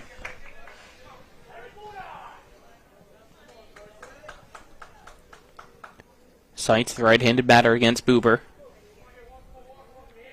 3-1 pitch. Misses low for ball 4. So after back-to-back strikeouts, Buber walks Sights. Yeah, Carson, I think, wanted that pitch to be called a strike. It was pretty borderline. I think it could have definitely been ruled at the knees, but ruled a ball. And Ryder Gantz will now courtesy run for Aiden Sights. Courtesy runner, courtesy of the American Legion Post 14 Hornets, the premier Legion baseball team in the area. Got 2 outs, runner on first. Up the bats, Moberly. First pitch inside off the glove of Sifford. His throw to second, scooped and bobbled by Oviedo. That'll allow Gantz to slide into second safely. Count 1-0 to Moberly. Good job by Oviedo to at least get a glove on it, because it could have went into center field. I mean, I don't think we're going to see another advance on that play, but still gives them no chance but to stay at second.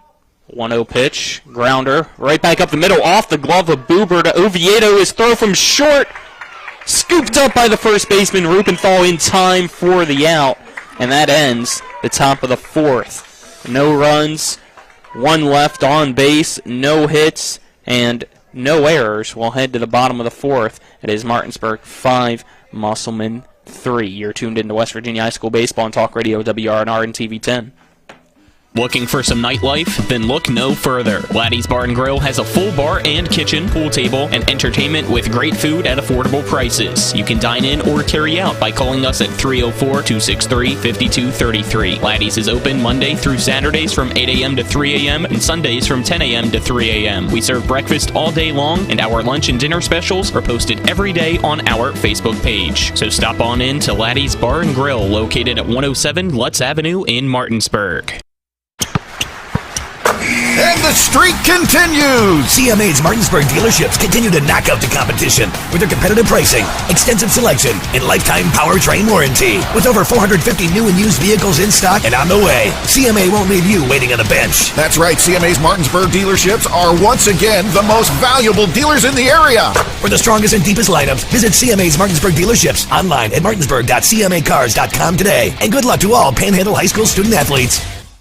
We welcome you back to P.O. Faulkner Park as we head to the bottom of the 4th inning now, as the Bulldogs still lead the Applemen 5-3 here in Region 2, Section 1 action.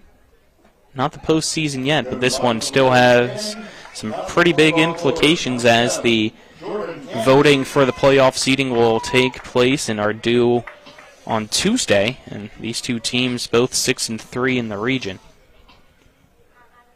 Musselman so far is the first win on the year in the meetings, but right now Martinsburg leads this one.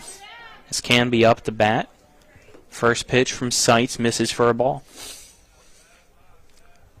1 ball, no strikes. The pitch. Fastball, and it's a liner down the third base line, and fair. Canby rounds first, heads to second. It's a stand-up double to lead things off in the bottom of the fourth for Jordan Canby and the Martinsburg Bulldogs. Nice job by Canby there, getting that ball down the line. And when it left his bat, he was thinking 2 all the way. He went in standing up easily. So a lot of speed on bases here. See if Martinsburg's going to continue to just swing the bats, or if Coach Ballard would like to try to get Canby over to third with 1 out. Want to sacrifice bunt here, but probably with the lead here, going to let Oviedo swing it and try to drive it in. Runner on second, nobody out. Looks like they're expecting a bunt as Oviedo lets the pitch go by. It's high for a ball. You have Myers at first now. In on the infield grass, looking at the third base side. Stevens just on the edge of that infield turf. Big hole grass. on the left side. Next pitch, outside corner, called a strike to Oviedo to even up the count at 1 apiece. Oviedo's smart here. Look for something, middle in and try to get it on that left side as Hartman's holding. Stevens is up, and there's just a tremendous hole there. He bunts this one. It's popped up over to the third base dugout, sliding, and it's in the turf as Wyatt McClintock tried to make it look like he caught it, but you can see the ball hit the turf, and then he scooped it up. The count 1-2.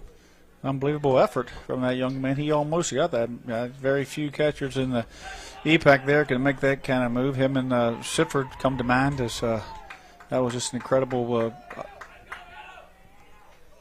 1-2 pitch to Oviedo. Grounder to the shortstop, Hartman. Throw to first at Myers in time to retire Oviedo, but that will allow Canby to head over to third with 1 out in the bottom of the fourth. Good job, Oviedo. Gets the bat on the ball. Did what we said. You seen that big hole over there? He was trying to, just get the ball down. Got it in behind Jordan and got him moved over one way or the other after he didn't get the bunt down. So great job by him to just not be selfish and do a job. Brings up Carson Buber. He walked his last time up.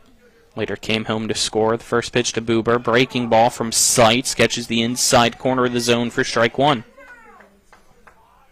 If Canby on third, 1 out. Infield in.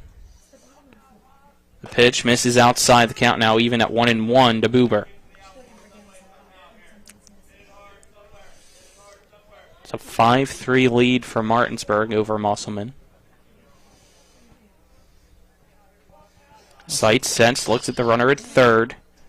Buber squares the bunt, and he fouls it off. Count now 1-2.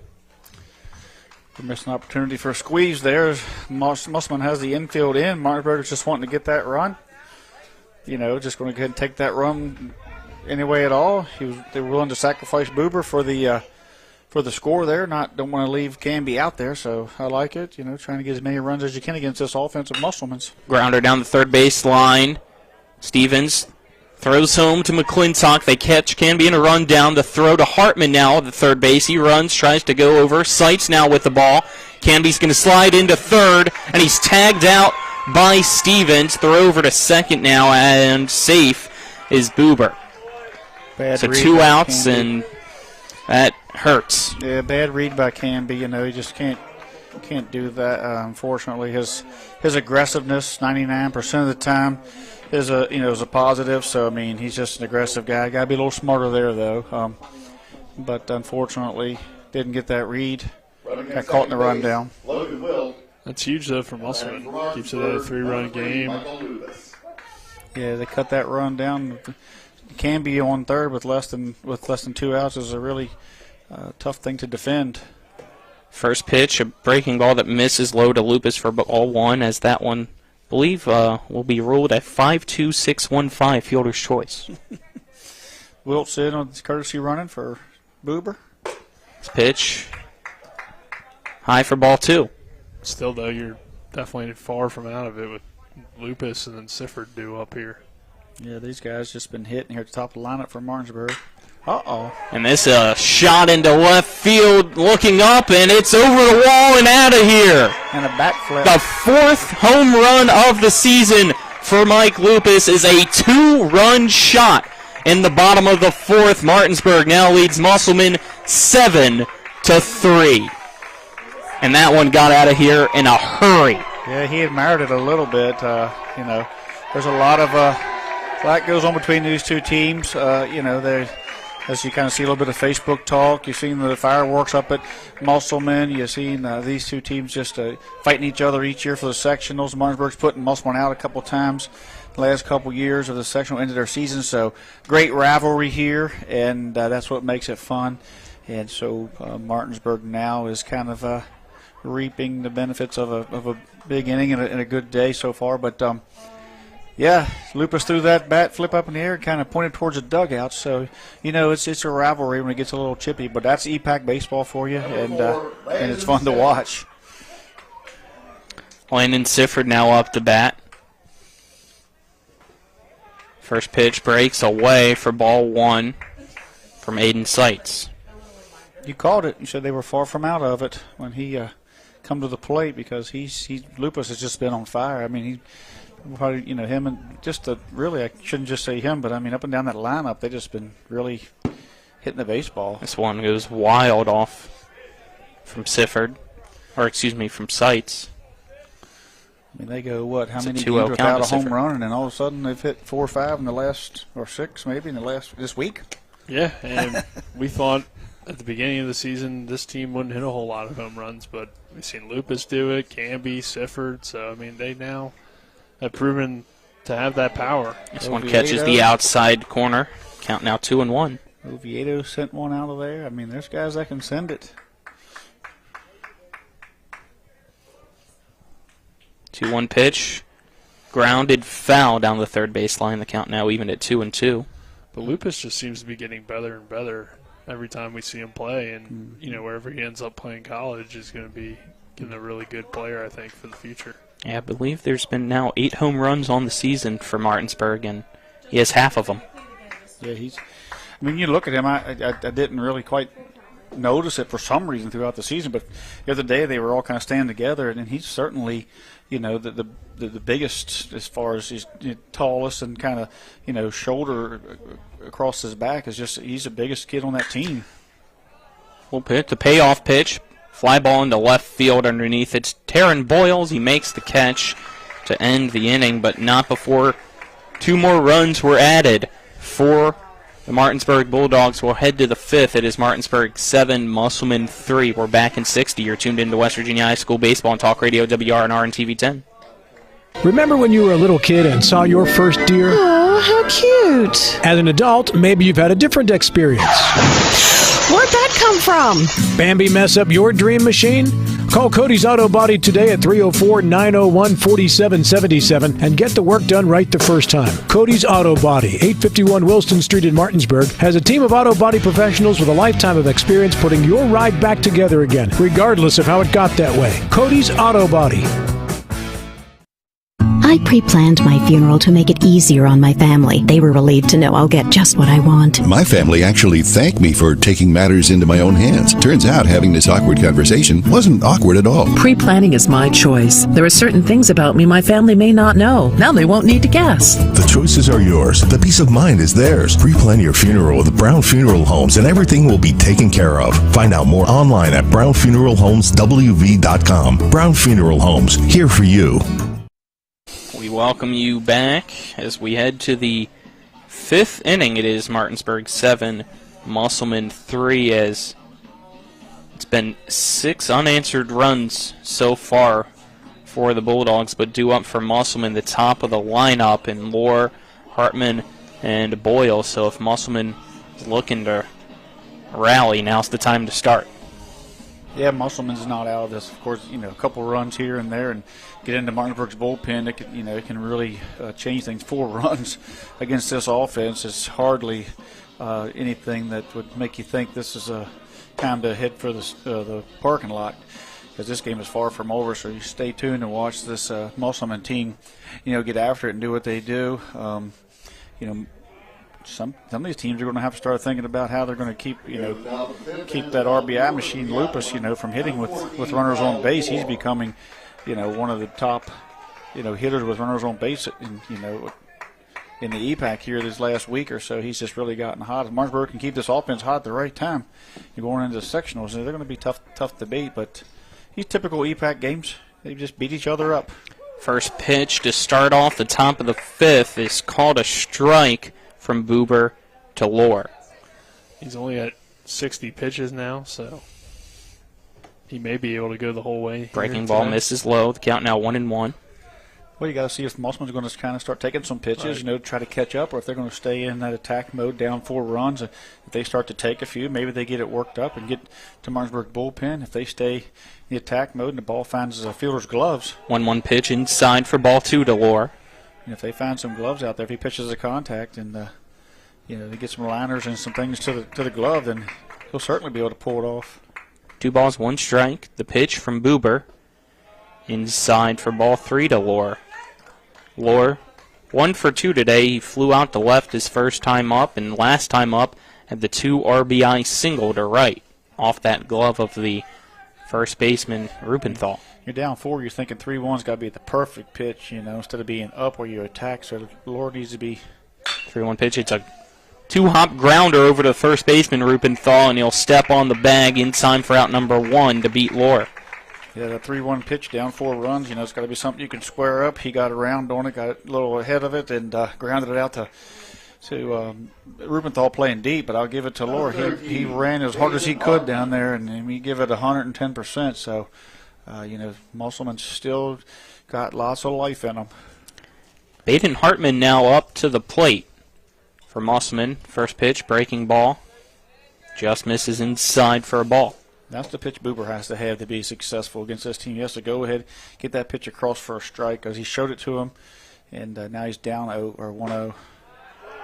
This pitch low, catches the knees of Hartman for a strike. Count now 1-1.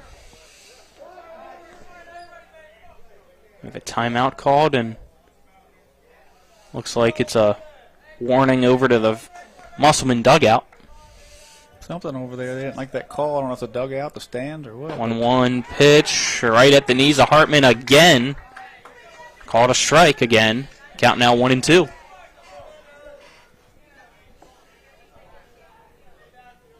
The 1-2 pitch from Buber. Hits the turf and low. The count evens up now at 2-2. Keith can't win. When the strike he called, the Musselman fans didn't like, and their ball he called, the Martinsburg fans didn't like. So umpires never win. 2-2 pitch. Hard ground ball to the shortstop. Oviedo. His throw pulls Rupenthal off the base.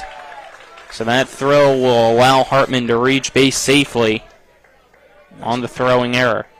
It's great. It's really as good as Oviedo's been this year, and he certainly didn't do anything wrong there. But that's the next level that you have to deal with when you get speed like that coming out of the box. That's where your footwork, your technique, your arm strength comes across. It comes through for you. So Oviedo, being a sophomore, is an unbelievable baseball player, but speed like Hartman's. Throw over to first. Hartman slides in safely. So 1 out, 1 runner on.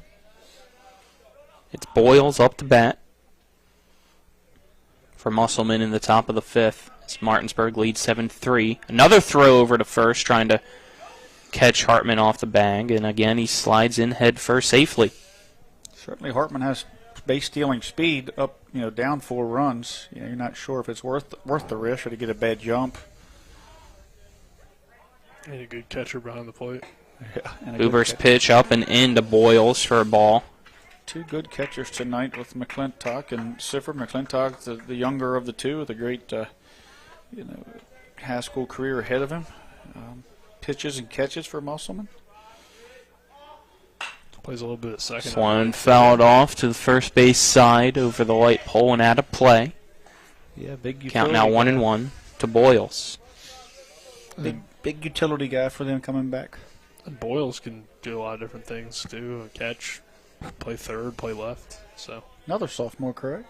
I believe so. Yeah. Yeah. Buber throws over to first. The tag not in time as Hartman again slides in safely. He's as good as a hitter as I've seen come through at that age. You know, a freshman last year, getting on that EPAC team, first team, and then the way he's hitting the ball this year in the 3-hole. 1-1 pitch, catches the outside part of the zone. Count now 1-2. You know, you can't keep him out of the lineup. He's just a sophomore that's solidly one of the best players and one of the best hitters in the EPAC.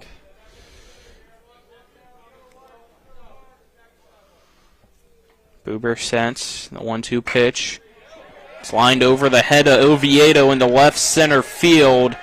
Hartman going around second into third. The throw not in time, and on the throw that'll allow Boyles to take second. So with one out, you have runners on second and third. Now up to bat is Jason Myers for the Applemen. Bad read by Grove. He needs to get the ball to second there and split those runners up, not give Myers an opportunity to score 2 runs with 1 base hit. You know, they're going to have to. Maybe he steals the base, but that's the play at that moment for Myers to come, or excuse me, for Grove to come up and go to second there and split those runners. But again, there's Boyles, 2 hits today. Great hitting. Swing and a miss from Myers for strike 1. Looks like we might have some action over in Martinsburg's bullpen. I couldn't see who it is. It's an 0-1 count to Myers. Pitch from Buber. Just misses for a ball. The count now 1-1. Buber's showing some mound presence, but his taking the hat off and on, even though it isn't not disrespectful, shows that he wanted that one. 1-1 pitch. Big swing and a miss from Jason Myers for strike 2 at a fastball at his eyes. Myers, like Lupus, can find those trees out there as well and turn this into a 1-run game. Should Buber make a mistake? Buber sets. 1-2 pitch. Just misses. Count now 2-2. That could have been a 50-50 call, it looked like, where the framing at least was. It was close. And now the count 2-2 with 1 out runner on second and third. The pitch from Buber. Myers will send into right center field. Can Clement get there? No. It gets down. 1 run will score. It is now 7-4 in the top of the 5th. It is a RBI single for Myers. Still with 1 out. Now runners on the corners for the Applemen. Going to have a timeout. Coach Kurt's going to come out and talk to Buber.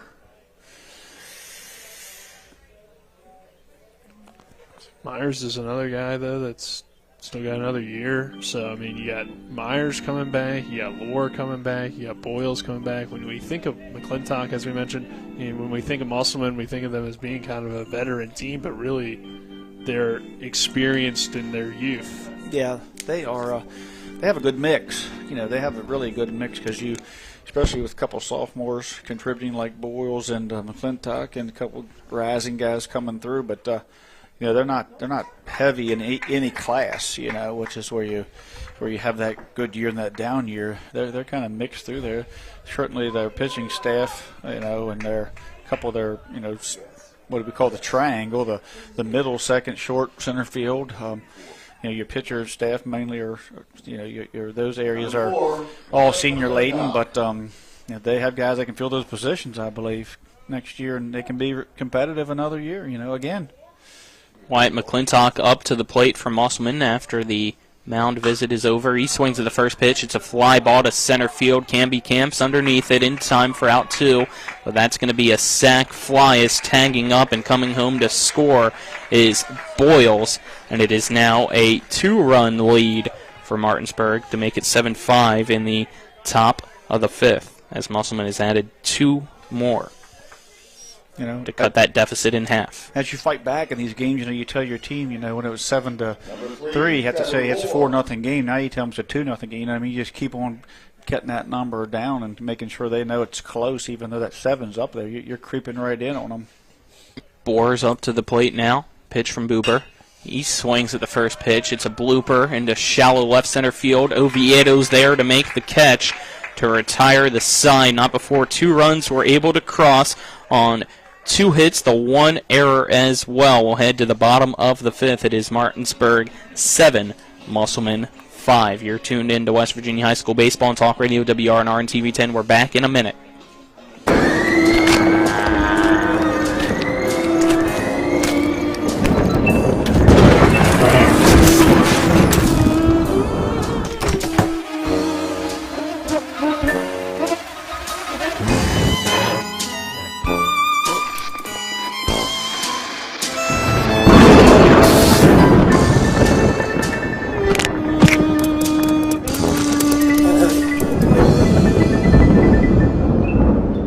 Locust Hill Golf Course invites you to historic Charlestown, West Virginia for 18 holes of phenomenal golf. We're just an hour drive from the Baltimore-D.C. Beltway, 1/2 hour from Winchester and Leesburg, Virginia, as well as Hagerstown and Frederick, Maryland. Each tee offers challenges across the 35 acres of lakes, ponds, and streams, which come into play on 11 holes. The Blue Ridge Mountains also provide a breathtaking backdrop to Locust Hill. Schedule your tee time today at www.locusthillgolfcourse.com or call 304-728-7300. That's 304-728-7300.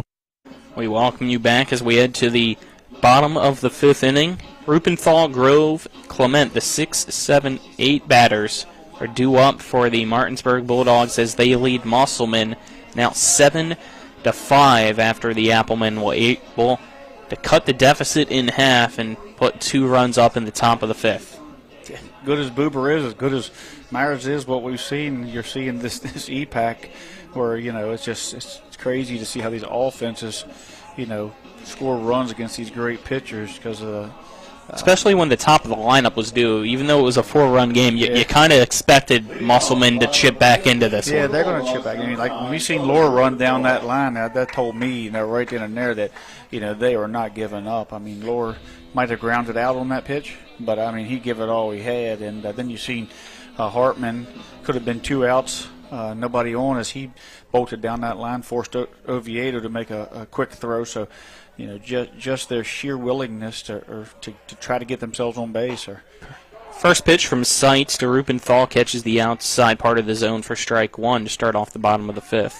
That's the thing. I think if they get Hartman at first, that might deflate the lineup a little bit since your top 2 guys both get out. Next one misses inside for Rupenthal to count 1-1. Yeah, it was big. Them 2 guys hustling down there, showing examples and showing, hey, we're not out of it yet. Let's go. The 1-1 pitch from Seitz popped up to the third base side. It looks playable. Boyles falls, but he makes the catch. He lost it, fell, but was underneath it anyway. And a disaster avoided for Musselman for out number 1. And that was the thing about playing this game at 1 o'clock today. It was originally scheduled for yesterday. The rain came, then they were going to try to play it at 6, let the field dry out, the sun come out today. But there's a Hedgesville prom tonight. A lot of these guys are going to prom, so they decided to come out here and play. He talked to Hartman about it, but he said both have to play on it. So Seitz, first pitch to Grove, misses low for ball 1. But it's definitely a factor because it's wet out there, in the grass. Even with the sun out now, it hasn't been out too long. 1-0 pitch. Catches inside for a strike. Count now 1-1 to Grove. If you couldn't see it on the camera, he literally fell on his butt and made the catch. Yeah. I don't know if you could see it, but he got all the way over there at Campton and fell on his rear end and then pitch outside. The count now 2-1. Yeah, he looked like a starfish out there, just dropped. Soaking up the sun, but still was able to make a catch. Did a great job of keeping his focus.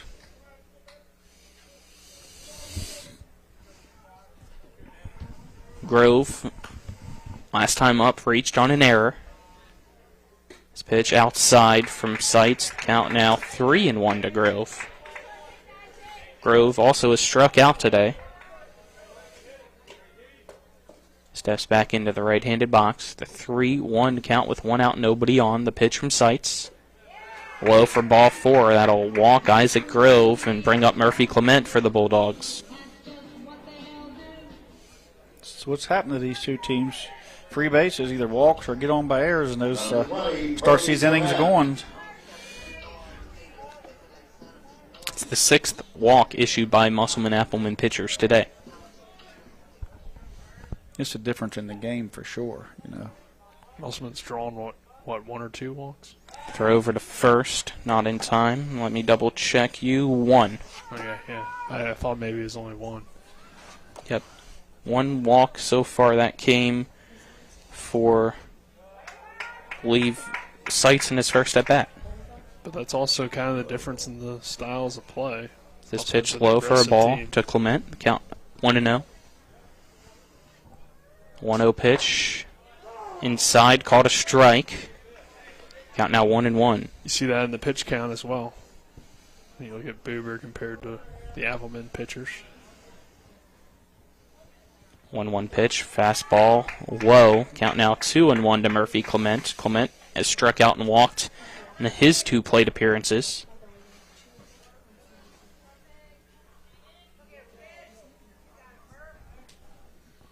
Runner on first is Grove.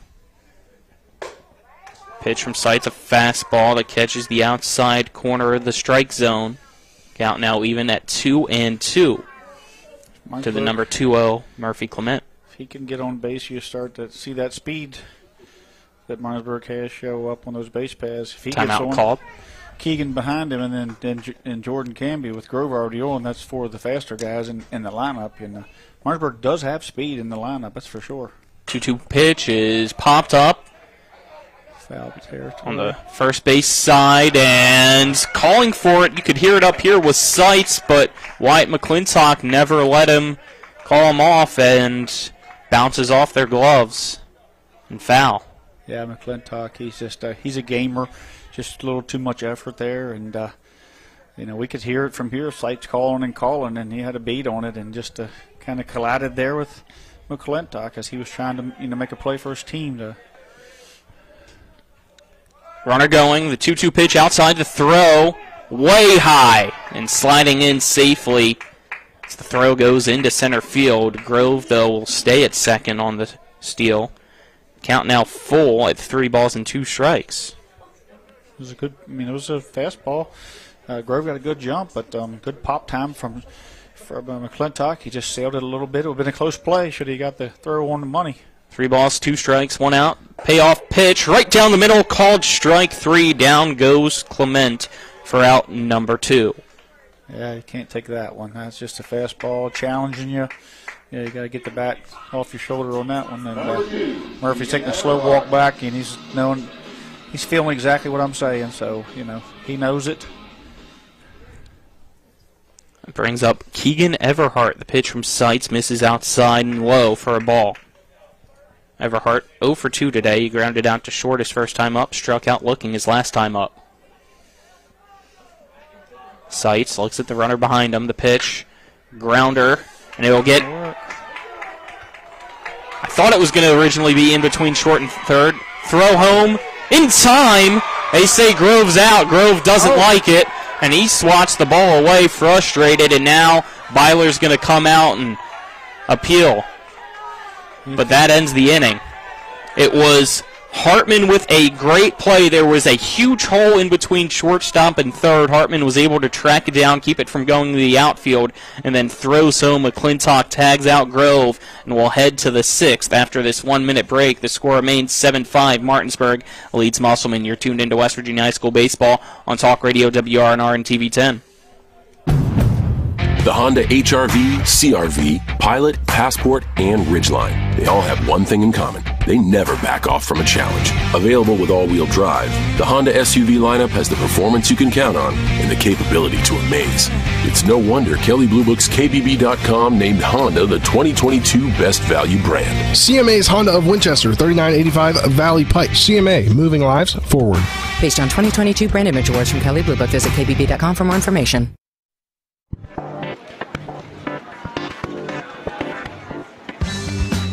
Laura. Hey, Laura. What's with the sunglasses? Ouch! The word is spreading. Bechtel Jewelers is home to some dangerously brilliant diamonds. See the difference at Bechtel Jewelers in Inwood. Sunglasses not included. Welcome back here as we head to the 6th inning, just trying to see as best as we could, going back on YouTube to see if the call was correct at the plate, but couldn't really catch the angle. As it was awful close, I can tell you that. Yeah. It was a bang play, unless without the availability of the replay like we have up here. It was just a tremendous play by Hartman and a great first pitch from Buber to Dylan Stevens. Great slide. Swing and a miss for strike 1. It was a great slide by Grove and a great throw there, and just an unbelievable play there by Looks Hartman. like Sifford might be hurt after that. I don't know if maybe on the swing and a miss that Stevens might have caught Sifford, or if jammed a finger catching that, but he took off his glove, and Sifford he's had trouble. looks with like his he might have thumb. to get pulled. Look like I think he'll get some tape on it. I think they've caught him on the back. Is he bleeding maybe a little bit? I don't see anything. It's really hard to tell because of that black glove that he wears underneath the catcher's mitt, and giving a fist bump to Stevens got him Stevens. on the back. Yeah, that's what I thought, but looks like he will just get taped up and be fine. So I think it is that thumb like you were. That's his finger that's sticking out of the glove. You know how they put the finger out of the glove? I think the bat come around, caught it, and maybe got it abrasion a little bit, got a little bit of an abrasion from the bat or a little blood. Colin McLaughlin here for Talk Radio WRNR and TV 10. Alongside me is Trip Tobin and Nick Verzolini. Braden Schaffner's our cameraman. Back at the studio is Dylan Bishop. We're in the 6th inning. It is Martinsburg 7, Musselman 5, as we wait for Martinsburg's catcher Landon Sifford to be taped up, and Trip banging on the glass, trying play to at home. get somebody's attention. I was going to say that it looked like we had mentioned it in between the innings that if Hartman's throw was inside, it would have been out by about a step.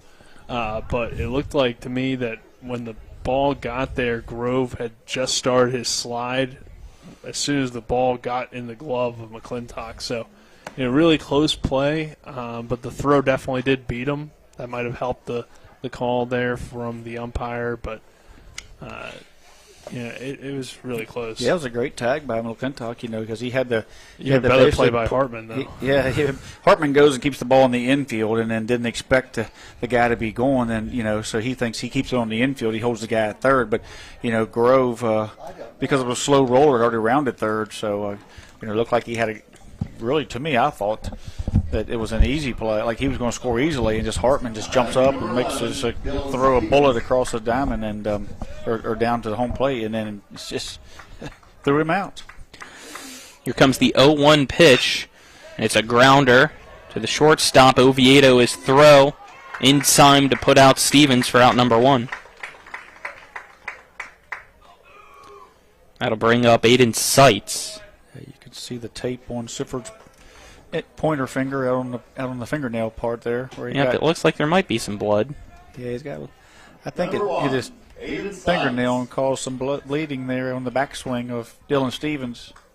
Have to wash the turf if he got on the turf at all. I don't know. First pitch to Seitz, misses outside from Buber for ball 1.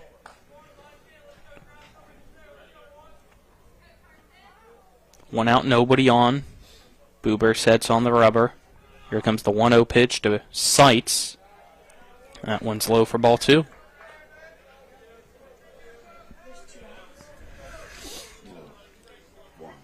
Buber. 2-0 count. Here's the pitch. Seitz swings at the 2-0 pitch. It's a fly ball to right field down the line. Clement able to make the catch for out number 2. He had to hustle his way over to that one as it was in about middle of that right field line. It's a big inning here. It's a big at bat trying to keep from facing the top of the order here in the 6th. You want to keep Musselman at a 2-run deficit if you're Martinsburg, because at least then you'll know you're going into the 7th inning, up at least 2, and so this is a big spot here. Brings up Austin Moberly. The first pitch goes off the glove of Sifford to the backstop and outside for a ball. Moberly has the RBI single his first time up, grounded out to short his last time up. You got nobody on, 2 outs. We're in the top of the 6th. It is Martinsburg 7, Musselman 5. The pitch from Buber. Misses the outside corners. Count 2-0. That looked good from up here. 2 balls, no strikes. Pitch from Buber. Caught a strike, and to me that looked like the exact same spot. I don't know about you. I don't have no comment on that. Do you, Nick? You guys are no fun. This pitch inside and might have hit Moberly, but looks like it just went underneath his elbow. The count now 3-1. Well, if it hit him, Colin, he'd be on first. I know. At first, it looked like he reacted as if it did, but it was just him bringing up his arms. It's a ball 4 on this pitch. So it's a 2-out walk. We head to the dangerous top of the lineup for Musselman. Gets exciting now. 4 outs to go, and man on first for Martinsburg. And this game is, like I said from the beginning, far from over as long as Musselman has an out. They're not over. It's never over with them guys till the last out. Laura 1 for 2 today against Buber. First pitch from Buber. He swings, pops it up. It's going to go foul over the third base dugout and out of play for strike 1. Not too sure who Martinsburg would go to. Maybe Oviedo. Did he pitch this week? Where they would go to next after Buber, should they need him? They might use him against Berkeley Springs. Yeah, that's what I thought. A 1 count, 2 outs, runner on first. This one a shot into right center field. Canby makes the catch to retire the side. Long way to run. Great play. This guy was big right there. They used Alter against Berkeley Springs. And that ends the top of the 6th. We'll head to the bottom of the 6th after this 1-minute break. It is Martinsburg 7, Musselman 5. You're tuned into West Virginia High School Baseball on Talk Radio WRNR and TV 10. Not sure where to go or who to trust with your flooring project? And start with Trips Flooring, proudly serving the area for more than 25 years, specializing in floor sanding and refinishing, along with installation of new flooring, including hardwood, tile, vinyl, laminate, carpet, and the hottest trend in flooring, luxury vinyl, tile, and luxury vinyl plank. Are you on a budget? Check out their warehouse, cash and carry, or call 304-229-7009, or visit them online at tripsfloorsanding.com. The Palace Lounge in Martinsburg is the place to be. Join us every night to relax and enjoy football or basketball games featuring either the Martinsburg Bulldogs, Shepherd University Rams, or West Virginia Mountaineers. We will have steak night every Wednesday, trip nights every Thursday, and now taco and margarita nights every Tuesday. You can find us on Facebook or call 304-267-7520. The Palace Lounge is located at 1350 Edwin Miller Boulevard in Martinsburg.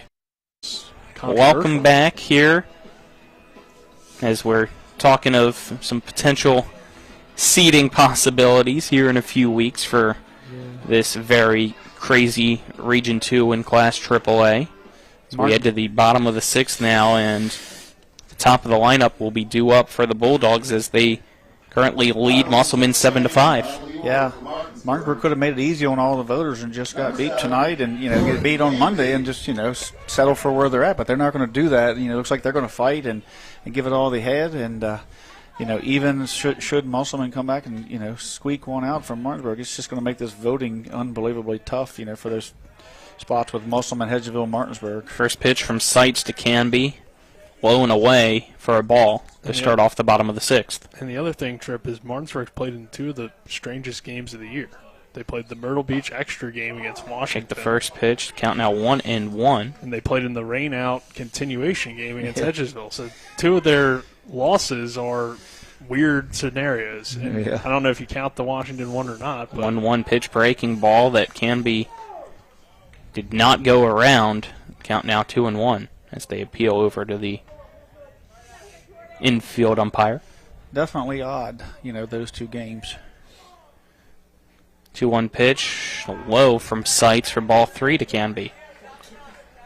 You don't want to walk Canby. The last time you walked him to lead off an inning, Martinsburg put up 4 runs in that inning. And they walk him. So it's a lead-off walk to start off the bottom of the 6th. That'll bring up Braden Oviedo with nobody out and a runner on first. Not what they want to do there. I think you steal Canby here and then you bone him over with Oviedo and you try to get that 3rd run in. I think that's just what you have to do. It's the 4th time Canby has been on base today as this one fouled off. Oviedo's not happy with his bunting here today as he's had a couple opportunities. And that one, I'm not sure where it hit the bat, but it was not a good attempt.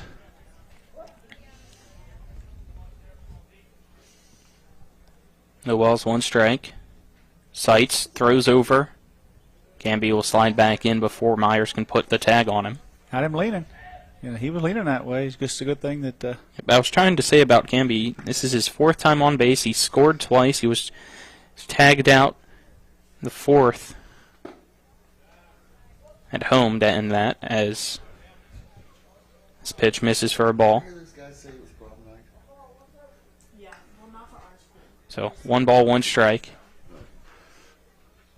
against Oviedo. Runner going. Pitch is a strike. The throw will not be in time, and Canby steals second. Didn't slide by that time. He caught the bag and come up. Pop-up slide. Yeah, and that's probably for the best because that throw was on the mark, just not in time. That goes to show you how good McClintock is and going to be, you know, almost getting Canby. The 1-2 pitch called strike 3 to retire Oviedo on the strikeout for out number 1. Bring up Carson Buber with 1 out and a runner on second. Number 5, Carson Buber. Big spot here. Like I said, in just games like this, I say that a lot because there's tremendous, you know, every pitch you need to focus, and it's just a big spot of pretty much every pitch in this game. Pitch inside, it's popped up. McClintock behind home plate, able to make the catch. Huge out number 2 there. And then you got to even think about putting Lupus on base here if I'm Musselman. I mean, yeah, after a 2-run home run his last time up, he also had a 2 RBI double today and a sac fly RBI. I mean, it's a 5 RBI day for him. Facing 5. Sifford, though, isn't too much better, but yeah, there's going to put him on. And they intentionally walk Lupus. So runners now on first and second with 2 out to bring up Landon Sifford. That just goes to show you how well he's hitting the baseball. I mean, I think it's a no-brainer there that he gets intentionally walked. I mean, Sifford isn't too far behind. But I was going to say, you got to turn right back 21 around RBIs to 26. and face Sifford, who's just as hot. It just really just puts the force in play everywhere. I think you're just picking your poison here with these two and just giving yourself one more opportunity to get an out at any base. I'm not. Other than that, I mean, it's just baseball 101 there. Seitz looks at the runners. His first pitch to Sifford on the outside corner of the plate and called a strike. I mean, you look at the numbers for both Sifford and Lupus, they're nearly identical on the season. Very close in average. 1 pitch, breaking ball inside for strike 2. A little bit higher slugging at 606 for Lupus, 520 for Sifford, but still really impressive. 0-2 pitch. Grounder to the shortstop. Hartman is throw to first. Scooped up by Myers for out number 3. What a play by Myers. That'll end the 6th. It remains Martinsburg 7, Musselman 5. We'll head to the 7th. Musselman's down to its final 3 outs. You're tuned into West Virginia High School Baseball on Talk Radio WRNR and TV 10. There's a local family moving in our territory. What do you want from me? Taste it. It's really good.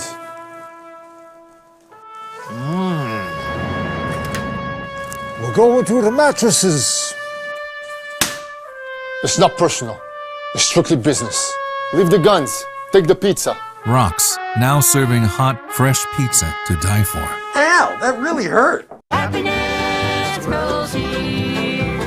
Orr's Farm Market. Spring has sprung. Time to head to Orr's Farm Market to find your flowers, veggie plants, bagged mulches, and potting soil. Visit our bakery counter to try our new homemade quiches, pepperoni rolls, and don't forget our pie flavor of the month for April, Boston cream pie. We have West Virginia food products, local coffee, honey, maple syrup, dairy, and meat. We have 25 new Orr's jam and salsa flavors for you to try. Check us out at orrsfarmmarket.com, and remember, Orr's Farm Market, happiness grows here. Welcome you back as we head to the top of the 7th inning. Musselman is down to its final 3 outs unless it can score 2 or more as they trail Martinsburg 7-5 as Carson Buber trying to get the complete game and get the win for the Bulldogs and make things really, really interesting here this weekend as we end the regular season next week. Not a lot of games left, and a win today for Martinsburg would split the season series against these two schools and make it really tough for the coaches to probably figure out who they want to vote for as the seeds in the region. Right now, I mean, the way it goes, you probably got Jefferson number 1, Hedgesville 2, and these two teams fighting for that 3rd and 4th spot, and then obviously that gets split between the sections, so they're ultimately fighting for that 2 seed in the section to have home field when they'd square off again in 2 weeks. Yeah, I mean, you could say, I mean, I just think you take the Martinsburg, Musselman, Hedgesville and put them in a bag and shake them up at the moment. They're all playing really well. I mean, I wouldn't, you know, if I was any of the other teams, I really wouldn't want to play them. I mean, Jefferson's kind of in the other section, so we don't quite talk about that as much when we're doing this game, but certainly they are. First pitch to Hartman, outside corner of the zone for a strike from Buber. At the end of the day, they're going to have to beat each other anyway. Yeah, they got to beat each other again. This pitch way outside, count now even up at 1-1. It's that breaking ball had a lot of movement and just kept going and going into the backstop. Musselman's got, you know, other than Lore, I mean, this is where you want to be at. You know, Lore leading you off for Hartman. Both are just tremendous hard outs. Last ball will be fouled off and out of play. The count now 1-2 to Hartman. Hartman reached on an error his last time up, but other than that, 0 for 2 day. A 1-1 pitch from Buber, grounded off the foot of Hartman and foul. Count remains at 1-2. Great pitch by Buber, a curve ball that was going to be strike 3, and Hartman kind of bailed at first. I didn't turn those quick hands loose just to get a piece of that. So good job by Buber to get Hartman on a defensive swing, and then great job by Hartman to stay alive there. 1 ball, 2 strikes. The pitch from Buber, low and away. The count 2-2 now to Hartman. Hartman, no emotion, plays this game straight up. You got to love his presence. 2-2 pitch. Liner right to the shortstop, Oviedo. He makes the catch for the out to avenge his error the last time Hartman was up. And that's out number 1. Can't hit it no harder. And that's what I was saying earlier. If Buber can throw the contact, and that contact can find gloves, I mean, Martinsburg's got a shot because Musselman's not going to strike out a lot. And there's one that went Martinsburg's way there. It brings up Taryn Boyles. With 1 out, nobody on. Pitch from Buber to Boyles. Misses low for ball 1. It's hard luck for Hartman there. That ball was hit. It deserved to be a base hit, but baseball gods today are like, it's not going to happen. This pitch called a strike on the bottom right corner of the zone. Count now 1-1. 1 ball, 1 strike, 1 out. Pitch to Boyles. Inside for ball 2. Count now 2-1.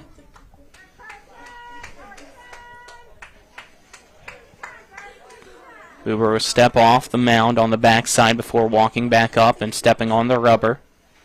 Boyle steps back into the right-handed box. 2-1 pitch.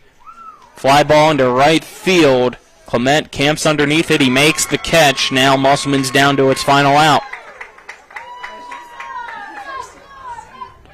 It is Jason Myers up to the plate.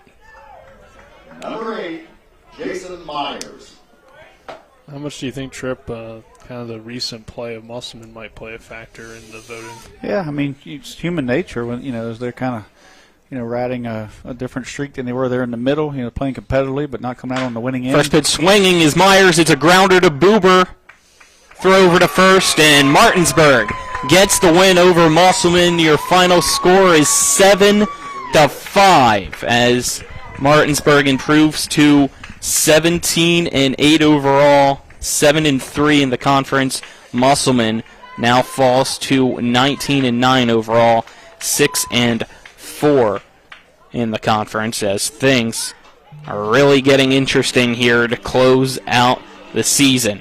We'll step aside, take a 2-minute break, and then when we come back, we'll have the post-game show. You're tuned in to West Virginia High School Baseball on Talk Radio WRNR and TV 10.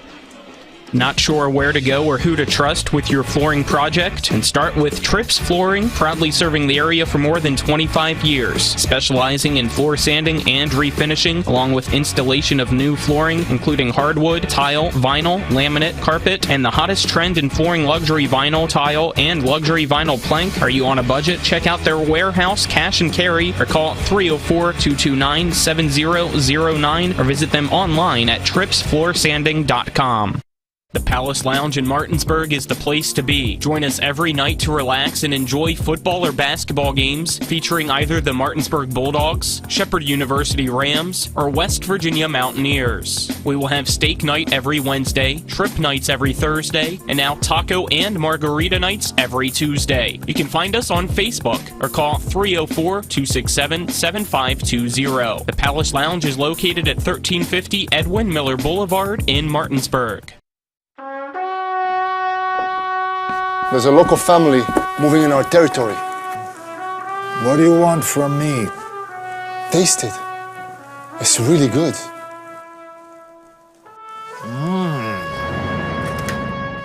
We're going through the mattresses. It's not personal. It's strictly business. Leave the guns. Take the pizza. Rox, now serving hot, fresh pizza to die for. Ow, that really hurt. The game may be over, but don't go away just yet. We've got a complete game recap, analysis, stats, the player of the game, and we'll prepare you for our next broadcast. All on the postgame show. So let's return to the field and rejoin our Talk Radio WRNR broadcast team.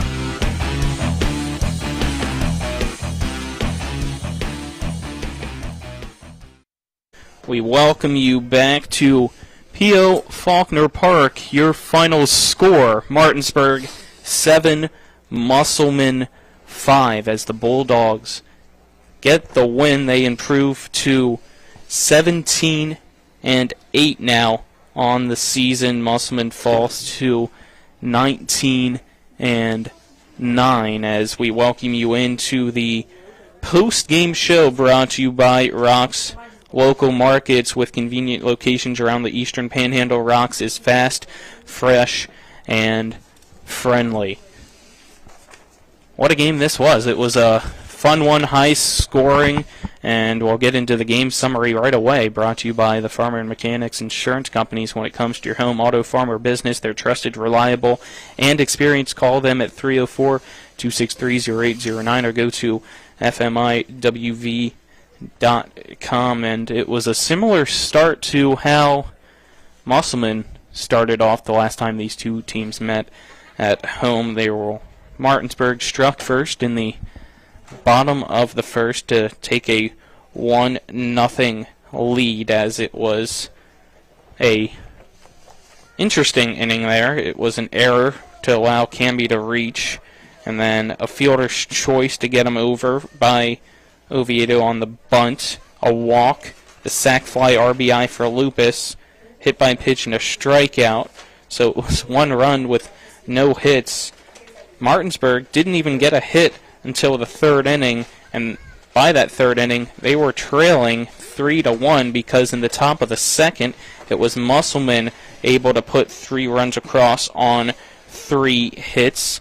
But then it was all Bulldogs after that. In the bottom of the third, it was a 4-run inning for the Bulldogs as they were able to get those 4 runs on 2 hits. It was also a 4-walk inning that inning.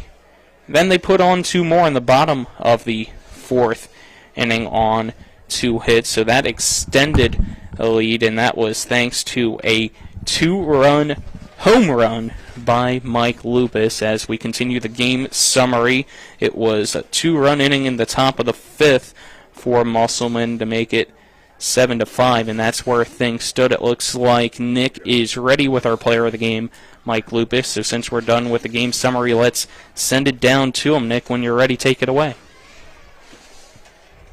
Thank you, Colin, down here on the field with our player of the game, Michael Lupus. Mike, I feel like every time I'm talking to you now, you're hitting a home run. Yes, sir. I just be hunting the fastball and just dropping them out all year. Always a good win. when you guys play Musselman, obviously a big rivalry, emotional kind of game. What does this win mean to you guys at this point of the year? Oh, it's huge. I think that gives us a chance to get number one in the section and give us that home field advantage. I think it's just huge. So, like you said, I mean, it gives you a chance at the number one spot in the section. It's very competitive right now between you, Hedgesville, and them, obviously. Jefferson on Monday as well. How do you feel, I guess, about the section this year and it being so competitive like it was last year, of course? Oh, it's super tough. I think it's really close. Every team, we're just going to have to compete with every single one of them, and we're just going to move on to Jefferson and beat them. Carson Buber on the mound gives you guys a good effort as well, and the bats seem to be consistently going at it against this Musselman team. Get Myers out of the game pretty early. What do you think that did for your team? Well, I think that gave us a lot of confidence, and we just started rocking the ball. That just gave us huge, huge confidence. All right, Mike, thank you, and we'll see you Monday. All right, thank you. Now joined by head coach Aaron Byler. Coach, big win over this Musselman team. Talked about with Mike, makes the section very interesting. Yeah, I think we have a legitimate argument right now. We have the most wins in the section as of today. So, what else? What can you say, And when you get this win here today, what'd you like from your team? I just thought they battled, competed. It's a big win as far as sectional seeding goes, but there's going to be a round 3 and there's going to be a round 4. So we just have to make sure we keep our composure a little bit better. I thought our emotions got the best of us at times. We got to enjoy it for a little bit because it's big for seeding purposes and what we wanted. But the end goal, we want to beat them and we want to win the section. So this is step 1. Getting this win and hopeful, that it'll help with our seeding and hopefully get some home games. But it's ultimately not, doesn't meet our end goal yet. This Musselman team, they're very aggressive at the plate. You look back at Carson's day and just kind of battled through the aggressiveness of their lineup. You saw in game 1, they got 7 runs, but Michael only threw like 80 pitches. So what was kind of the strategy today from a pitching perspective? Well, I said pregame that Coach Zarnecki does a great job with the pitches, and he's got a chart on every kid around, and we kind of know their tendencies. And the biggest thing is you can know all the tendencies you want, but you got to throw first pitch strikes, and Carson did that at a high rate tonight. That's why he was successful. Coach, anything you want to say before Jefferson? Nope, just happy with the win, happy with the kids, and hopefully it goes a long way towards sectional seeding. Coach, see you Monday. Back to you, Colin. Thank you to Nick Verzolini as well as our player of the game, Mike Lupus, and also Aaron Byler as Martinsburg gets the 7-5 win over Musselman. Our player of the game was brought to you by WVU Medicine, Berkeley, and Jefferson Medical Centers, leading healthcare here and everywhere. And again, it's to Mike Lupus, who has a 2-for-2 day with that 2-run home run and a total of a 5 RBI day. What a game for our player of the game and Mike Lupus. Trip. Yeah, he's just been on fire. He got all of that pitch, and I think that was, of course, that ended up being the deciding factor in the game. The 2-run home run, and we just see how these EPAC teams get together and how they just can really beat up on each other. We see great pitchers that shut down teams all across the state, and they get into an EPAC game, and they struggle, but the emotions are part of it. The want to win, the passion is part of it, and it's just big games when they play each other. And Myers, if he doesn't have those 3 walks, I think he goes the distance there. He certainly has that ability, but great job by Josh Hartman there, seeing it wasn't his day right there and going to sites, keeping this game, where they could reach it. And Myers will certainly be back in the sectionals. There's no fear there that he's off or anything, but the hitting is just phenomenal. And this time Martinsburg just out-hit Musselman. The last time Musselman out-hit Martinsburg. So there's going to be another game, another day, and it's going to happen. And like Nick said on the game, they all have to beat each other eventually, regardless of where it's at. And, it's just shaping up to be a really, really good sectional. All right, let's now get into our game stats before we wrap things up here on the post-game show. Your game stats are brought to you by Bechtel Jewelers, West Virginia's largest Pandora retailer on Route 11 south of Inwood, taking care of you like nobody's business. And let's start off with Martinsburg's stats for the day. Canby has 1 hit, 2 runs, 2 walks. Oviedo had no hits today in his 3 at-bats. He had a run, walked once, struck out once. Carson Buber walked twice in his 2 at-bats. Already mentioned Lupus. He's our player of the game with a 2-for-2 day, 5 RBIs, and a walk. Also 2 runs, so he basically was the reason of those 7 runs. I mean, scored twice, had the other 5 RBIs. Sifford, 1 hit in his 3 at-bats, and an RBI for him. Rupenthal struck out twice in his 3 at-bats. Grove struck out once, walked once in his 2 at-bats. Clement struck out twice, walked once, and Everhart in his 3 at-bats had a hit and a strikeout to total up 7 runs on 5 hits with 1 error for the Bulldogs. Pitching, Buber gets the win. 7 innings pitched, giving up 6 hits, 5 runs, 3 of them earned, 2 walks, 2 strikeouts. As for Musselman, it was a 1-for-4 day for Lohr. He had 2 RBIs, though. Hartman, 0-for-4 day with a run. Boyles, a 2-for-4 day with a run. Myers with a 1-for-4 day and an RBI. McClintock with an RBI and an 0-for-2 day. 1-for-3 day for Bohr with a strikeout. Stevens, an 0-for-2 day with a run and a strikeout. Chansey had an 0-for-1 day, scoring a run as well. Seitz an 0-for-1 day with an 0-for-0 day with a walk.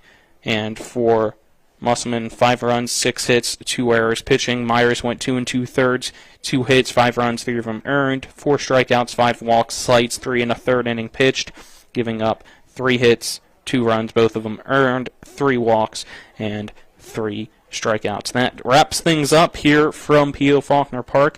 The next time we'll be on air will be the Sports Mix at noon on Talk Radio WRNR 106.5 FM, 740 AM, as well as TV 10 and WRNR TV's Facebook page. That's at noon and re-aired from 5 to 6 p.m. Our next game will be Martinsburg at Jefferson on Monday.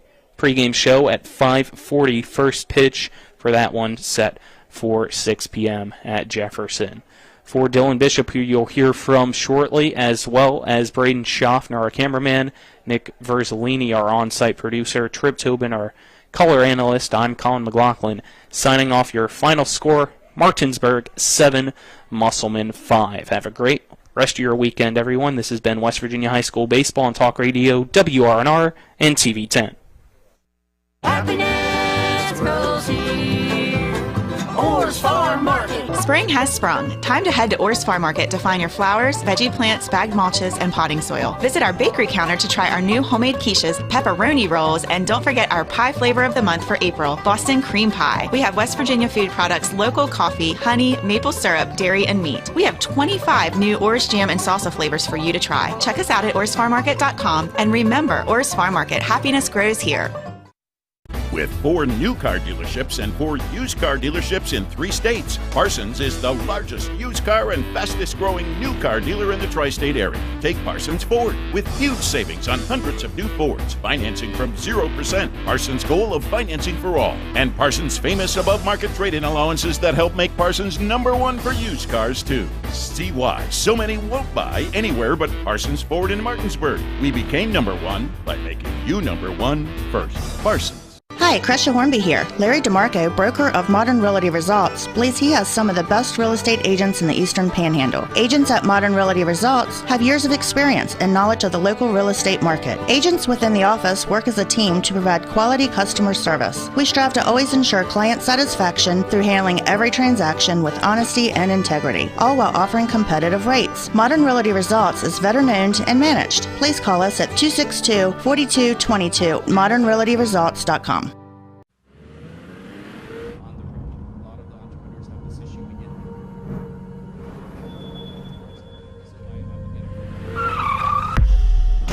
You've been in an accident. A distracted driver put texting over safety. Your injuries, loss of income, and medical bills can last a long time, even a lifetime. Our job is to try and secure justice that will protect you and your family for the rest of your life. Mansion Ferretti, when you need justice.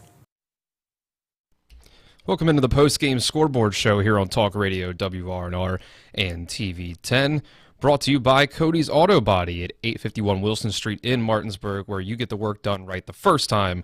Call 304-901-4777 or visit their Facebook page. Dylan Bishop with you for Talk Radio WRNR and TV10, following a 7-5 victory for the Martinsburg Bulldogs over the Musselman Applemen in EPAC baseball today. A game rescheduled from last night after a rain delay, postponement, pushing this one to Saturday afternoon. One other game to give you a score for in the EPAC, a 4-1 victory for the Jefferson Cougars over Bridgeport. We'll go on to the rest of baseball here today.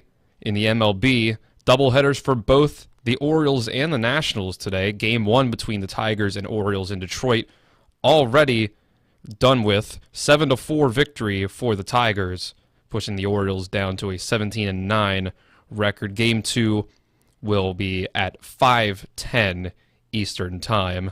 Game 1 between the Pirates and the Nationals going on in D.C. right now. Top of the 8th, the Pirates lead the Nationals 4-3 with no out in the top of the 8th, a runner on first. Two other games underway right now in the majors. 1-1 between the Royals and Twins in the top of the 5th. And bottom first in Toronto, no score between the Blue Jays and the Mariners. Game 2 between the Nationals and the Pirates will get underway at 6:05. 3 games that'll get underway today. Later this evening in the NHL playoffs, the first round, Game 6, 3 of them today. The Lightning and the Maple Leafs will take each other on at 7 o'clock on TBS, 8 o'clock on ABC and ESPN+, the Rangers and the Devils, and 10 o'clock on TBS, the Kings and the Oilers. One game in the NBA playoffs today. It'll be an 8:30 tip-off on TNT between the Suns and the Nuggets. Game 1 of the Western Conference semifinals, and give you an update on the NFL draft with multiple Shepherd Rams possibly being picked today. We are at just the tail end of the 5th round, 172 picks in. No Shepherd Ram players off the board yet, but they should be soon to come before the end of the day. This has been the Cody's Auto Body post-game scoreboard show here on Talk Radio WRNR and TV10, brought to you by Cody's Auto Body. My name is Dylan Bishop. Wishing you a great rest of your Saturday and the rest of your weekend.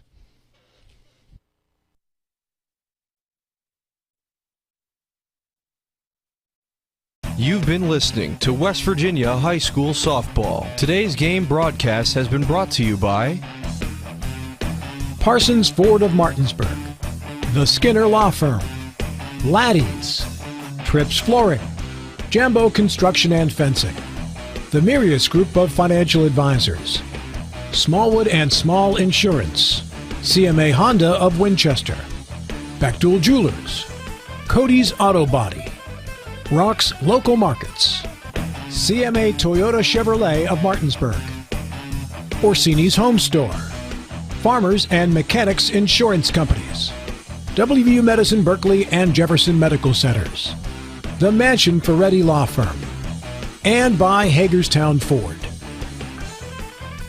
For the continued coverage of high school, college, and professional sports, keep it tuned to FM 106.5, AM 740, Comcast Cable Channel 10, and online, talkradiowrnr.com.